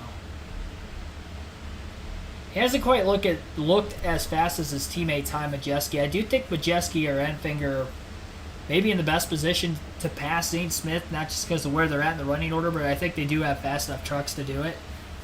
Honestly, when they've been out in front, I thought Majeski was the fastest truck in traffic, maybe not as much. But being up there in 3rd, he's been in contention all day. Enfinger has led more laps than Majeski based off of how the pit strategy went at the start of this final stage for the 23 truck, and now he's up to 2nd again. But Majeski has led 55 laps from the pole today, and Enfinger's led 57, so Enfinger just 2 more laps led than Majeski, but they've led a lot. Zane Smith has now led 31 laps in this final stage. Led a couple, I think, in stage 2 as well for a brief period. And Stuart Friesen's led 10 laps when he won stage 2. Most of those under caution for Friesen, but he's up in 5th place, having a solid day as well. They are doubled up. We will have 6 laps to go in the restart. 40 lap, exactly, to be exact, 38 lap older tires for Zane Smith versus Enfinger Majeski behind him. And Hocevar took right sides only as well as Friesen during that last stop. They'll be on the insides of row 2 and 3. Christian Eckes on the outside of row 3 also has 4 fresh tires. So again, a 6 lap dash for the race win here today at Gateway. Pace truck will be pulling onto pit road. Will we stay green to the end, and who will get the win? Smith on the outside of row 1, Enfinger on the bottom. Through the restart zone, green flag back in the air. A lot better launch on the outside for Zane Smith. Hocevar tries to block Friesen again and almost turned himself just like the last restart. Friesen not going to give an inch this time underneath Hocevar. They're 3 wide into turn 1 for about 5th place. Ty Majeski to the inside of Zane Smith after slipping on the outside by Enfinger. Ty Majeski's got the advantage on the bottom, but Zane Smith trying to hold on. He knows he can get a good drive off. Enfinger thought about going 3 wide to the inside and thought better. Oh, they wrecked! They wrecked! The leaders are in the wall! Ty Majeski overdrove it. He got under Zane Smith. Enfinger has the lead and the caution's out again. Oh my goodness. Oh no.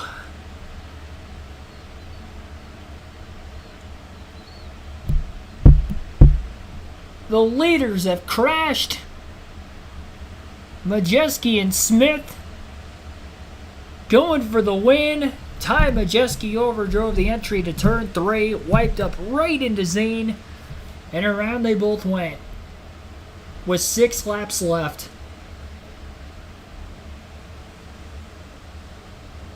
Unbelievable.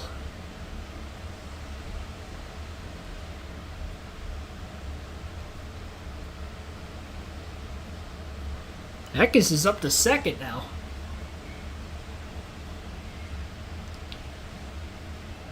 Trying to go for his 3rd win.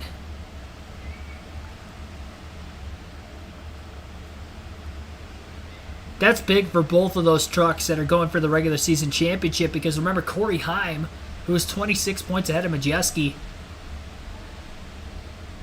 and about 46 ahead of Zane Smith. Did not race today, so no points for him. Both Zane Smith and Ty Majeski have scored a ton of stage points. In fact, Majeski more stage points than any other driver today with 18, finishing second in both stages. Probably had the fastest truck in the field when he had the clean air today. And was going for that clean air and going for the lead with 6 to go. Just overdrove it, got up into Zane, both trucks into the outside wall. Heavy damage.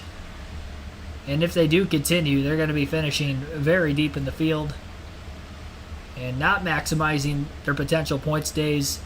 And if Majeski just would have saw the checker flag, even if he didn't win, he probably would have ended up in the points lead with how many stage points he had. And he still might take the lead away from Corey Heim, but he's only going to be a couple points ahead of him. Instead, he could have been about 20, 30 points ahead of him. And Zane Smith will make up, quite a bit of that 46-point deficit as well, but he's still probably not going to make up all of it where he could have potentially done that today. They are going to have to bring that 38 truck on the pit road as the tailgate's kind of popping out of it. A late caution here at Gateway. Unbelievable. Juan, thanks for tuning in. Golden Clips Gaming. Cody in the chat as well. Thanks for tuning in, everybody. Crazy finish here to this Truck Series race this afternoon at Gateway. Again, we had a caution come out, setting up a restart with 6 laps to go. Ty Majeski was on the inside of Zane Smith, overdrove the entry to turn 3, and they both ended up in the outside wall as a result. Enfinger, who was in 3rd, got to the race lead following the wreck. And this will more than likely be an overtime finish here today for the Truck Series, which means it'll be a 2-lap green-white checker to decide the win. Unlimited chances to get to the checkered flag, though if the race leader takes the white flag, the next flag will end the race, whether it is, again, the yellow or the checker. So this is, this is going to be setting up for something crazy here. Crazy, crazy restart. NASCAR 21 ignition moment. Yeah, kind of. Oh, jeez.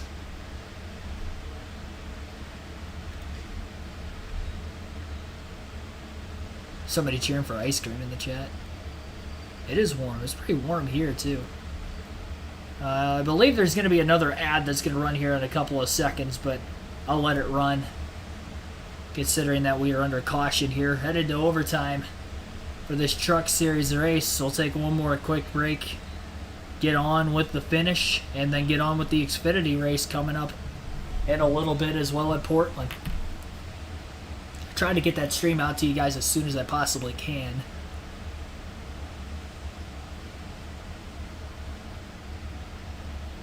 But we are going past the scheduled distance and going into overtime. Still having some cleanup towards the outside wall in turns 3 and 4.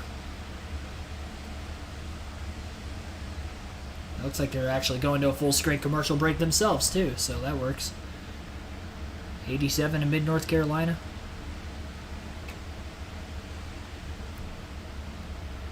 It's been pretty hot Northwest Ohio this weekend. I want to say it's been like 90 degrees pretty much every day since Wednesday.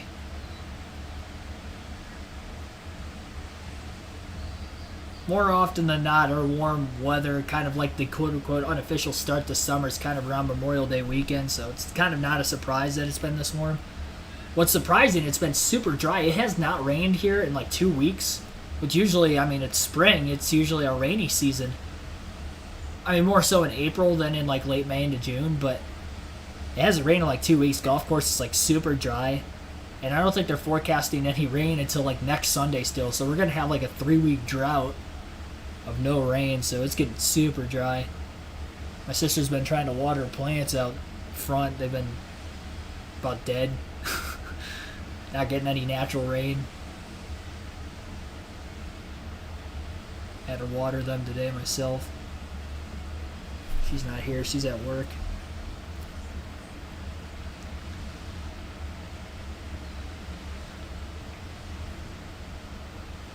Where of Hocevar, a little shaky in top 5 green white checker, yeah. Yeah, he tried to block Stuart Friesen on the inside on each of the last 2 restarts. He almost turned himself both times.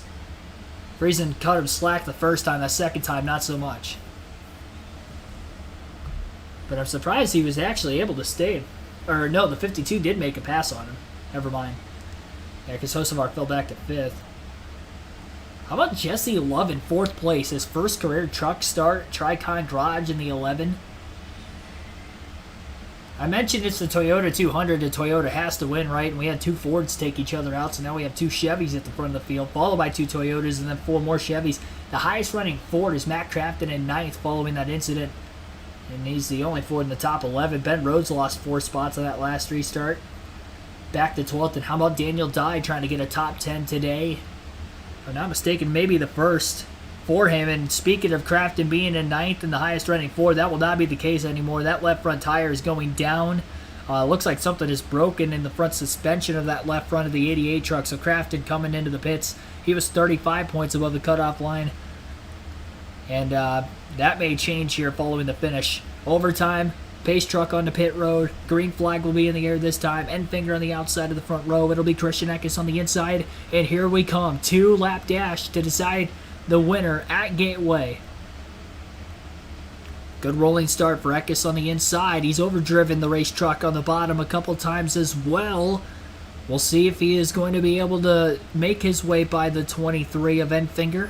Friesen and Hocevar battle for second. On the backstretch, it'll be Enfinger clear for the moment. Enfinger is clear down the backstretch into turns 3 and 4. Eckes is about a half a car length behind him.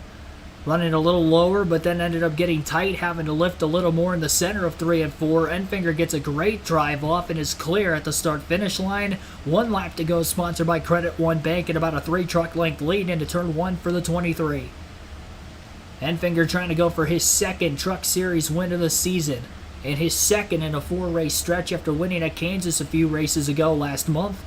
Eckes with a great run through 1 and 2 is going to have 1 more shot to try to get to him. He's about a car length behind him as they get into the corner. Eckes runs the outside of the racetrack. He's trying to put on a charge to get a run off the exit of the corner, but slips a little too far up out of the groove into the marbles, and Grant Enfinger is going to win at Gateway. 2nd win of 2023 for the 23 truck. Eckes finishes 2nd, Stuart Friesen finishes 3rd, Carson Hocevar 4th, and Chase Purdy rounds out the top 5. Matt DiBenedetto finishes 6th. Ben Rhodes got up to 7th on that last restart. Nick Sanchez 8th. Jesse Love in the top 10, finishing 9th in his first career truck start. And Jake Garcia with another top 10 this season. The rookie impresses again. Daniel Dye finishes 11th. Taylor Gray 12th after a spin earlier in the day. Colby Howard 13th. Roger Cruz 14th. Brett Holmes 15th. Tyler Rankrum 16th. Bailey Curry 17th. Timmy Hill 18th. Matt Mills 19th and Zane Smith is 20th. Tanner Gray 21st. Lawless Allen was the last truck in the lead lap, finishing 22nd. Josh Rium, first truck lap down, 23rd. Tony Breidinger 24th. Matt Crafton 25th, pitted late after running 9th. Spencer Boyd 26th. Chris Hacker 27th. Norm Benning 28th. Jack Wood 29th. And then Ty Majeski was the first in the running order that DNF'd. He finished 7 laps down in 30th. Stefan Malzoe finishes 31st. Haley Deegan 32nd. Connor Jones 33rd. Dean Thompson 34th. And Clay Greenfield rounds out the 35 truck field today. Enfinger doing a burnout on the front stretch. You'll get to hear from your race winner and maybe some of the other top finishers of today's race as well. Very brief post-race show with the Xfinity race coming up soon here at Portland. Christian Eckes, Stuart Friesen was up in the top 5 all day long. How about Chase Purdy? Exactly. Proud of that young man. That's awesome. Matty D with a 6th place finish. Nick Sanchez, another top 10. And Jesse Love in his Truck Series debut gets a top 10. Jake Garcia battled back. Talked about him falling off pace in the middle of the race to the 10th spot. Daniel Dye got an 11th place finish. It was fun to watch today. There you see Daniel. Good job by those boys. And Grant Enfinger celebrates with the fans. Regan Smith is with the winner. We're down here with the Triple Truck Challenge presented by Craftsman winner Grant Enfinger. Grant, you get the win, and you get $50,000. That's got to feel awesome. I forgot about that, to be honest with you, Regan. It's just so hard to win these races, and if it was about money, we'd have quit a long time ago. But thank you to Craftsman for that. Thank you so much to Champion Power Equipment, Maury Gallagher, Mike Beam, Rod Booth, Jeff Hensley, those guys behind that pit wall right there, Big Jim, who's been with me forever. Thank you to everybody for keeping on believing in us. It's been a rocky year, but these last 5 races, I feel like we've come to our own. We've had speed. I was pretty disappointed yesterday. I feel like I nailed my lap and we were 10th. I looked at the lap tracker. I felt like we were 10th. I didn't think we were a contending truck, but Jeff Hensley made great calls. And overall, just a great day. And the stars aligned. I don't know if we were just kind of living right there at the end or whatever. Ty kind of did what I did last year underneath Zane. I think Tic Tac made the winning call there. And Ty just got loose underneath him. But it's hard. It's hard to make those moves here. But I'm just so proud of these guys. So proud of Champion Power Equipment. As good as time as any to announce we're expecting another baby. So Michelle, I'll be home tonight to see her. So life is good. Grant Enfinger, your winner at Gateway. Love that. The stars have aligned. That was your race winner, Grant Enfinger. Again, his second win of the season, and he wins the Triple Truck Challenge, winning an additional $50,000. He's got a chance to go for $150,000 bonus if he wins next week's race as well. And then if you were to win all 3, obviously $500K would be the payout for a bonus there. But nobody has a chance to do that with only 1 race left at Nashville in a couple weeks on this challenge. 4 different drivers led laps today. Enfinger did lead the most with 65 laps led, and he also ended up winning stage 1 in today's race, so 6 playoff points additionally for him. And as far as the 4 different leaders, I do believe we ended up with a total of 12 lead changes amongst those 4 leaders. That is that. 78.11 miles per hour was the average race speed as well. Our NASCAR Xfinity Series race coverage will be coming up here shortly, and that will be on a separate stream for this one. Thank you for everybody that tuned in this afternoon for our first live commentary stream of the weekend. Again, Xfinity Series Portland coming up very shortly, and we're just going to end the stream then with that being a result of this truck race running a bit long with the 10 cautions and the overtime finish. Thank you, everybody. I'll see you guys in a little bit. Actually, we can't end the stream yet. Hang on. We got one more like. We cannot end the stream yet. We need one more like to get to 100. We have still 69 people here. There was, I think, about 120 plus in the chat moments ago for the finish. We need one more like before I can end this stream. One more to get to 100, which was our goal, and then we'll try to get to 100 again for the Xfinity race coming up here soon. Chase Purdy getting some attention. Very hot inside those race trucks today. Dehydrating a little bit. Come on, somebody has to hit that like. Somebody that is watching now clearly hasn't hit the like button yet. There it is, 100. Thank you, whoever that was, and thank you to all 100 that have hit the like button today. Another great showing. So we hit our goal. We'll try to do that again for the Xfinity race again. I'll see you guys here in a little bit.